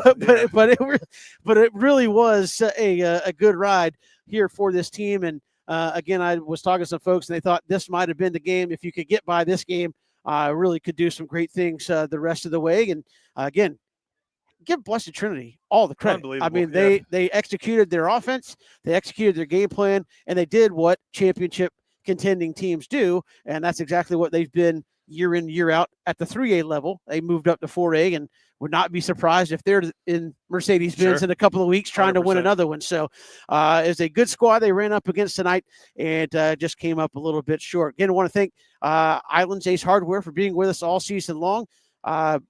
Certainly Barnes Restaurant for being with us. BC Brothers Moving, who's been with us all season long. Bowtie Barbecue, Cool Vibes Pizza. And speaking of Bowtie Barbecue, Christian, if you want to recap some of this one with Coach Britt next Thursday at Bowtie Barbecue at high noon, you and Coach Britt will be sitting down there. So take some time out at lunch, come by, and again, share some congratulations on the season. I mean, that's why I asked him that, is like, people sit back and go, "Oh, you only made it to the third round." Do you realize how difficult that is? Much less the fact that this is the first time in 6 years that they haven't been to a semifinal or beyond.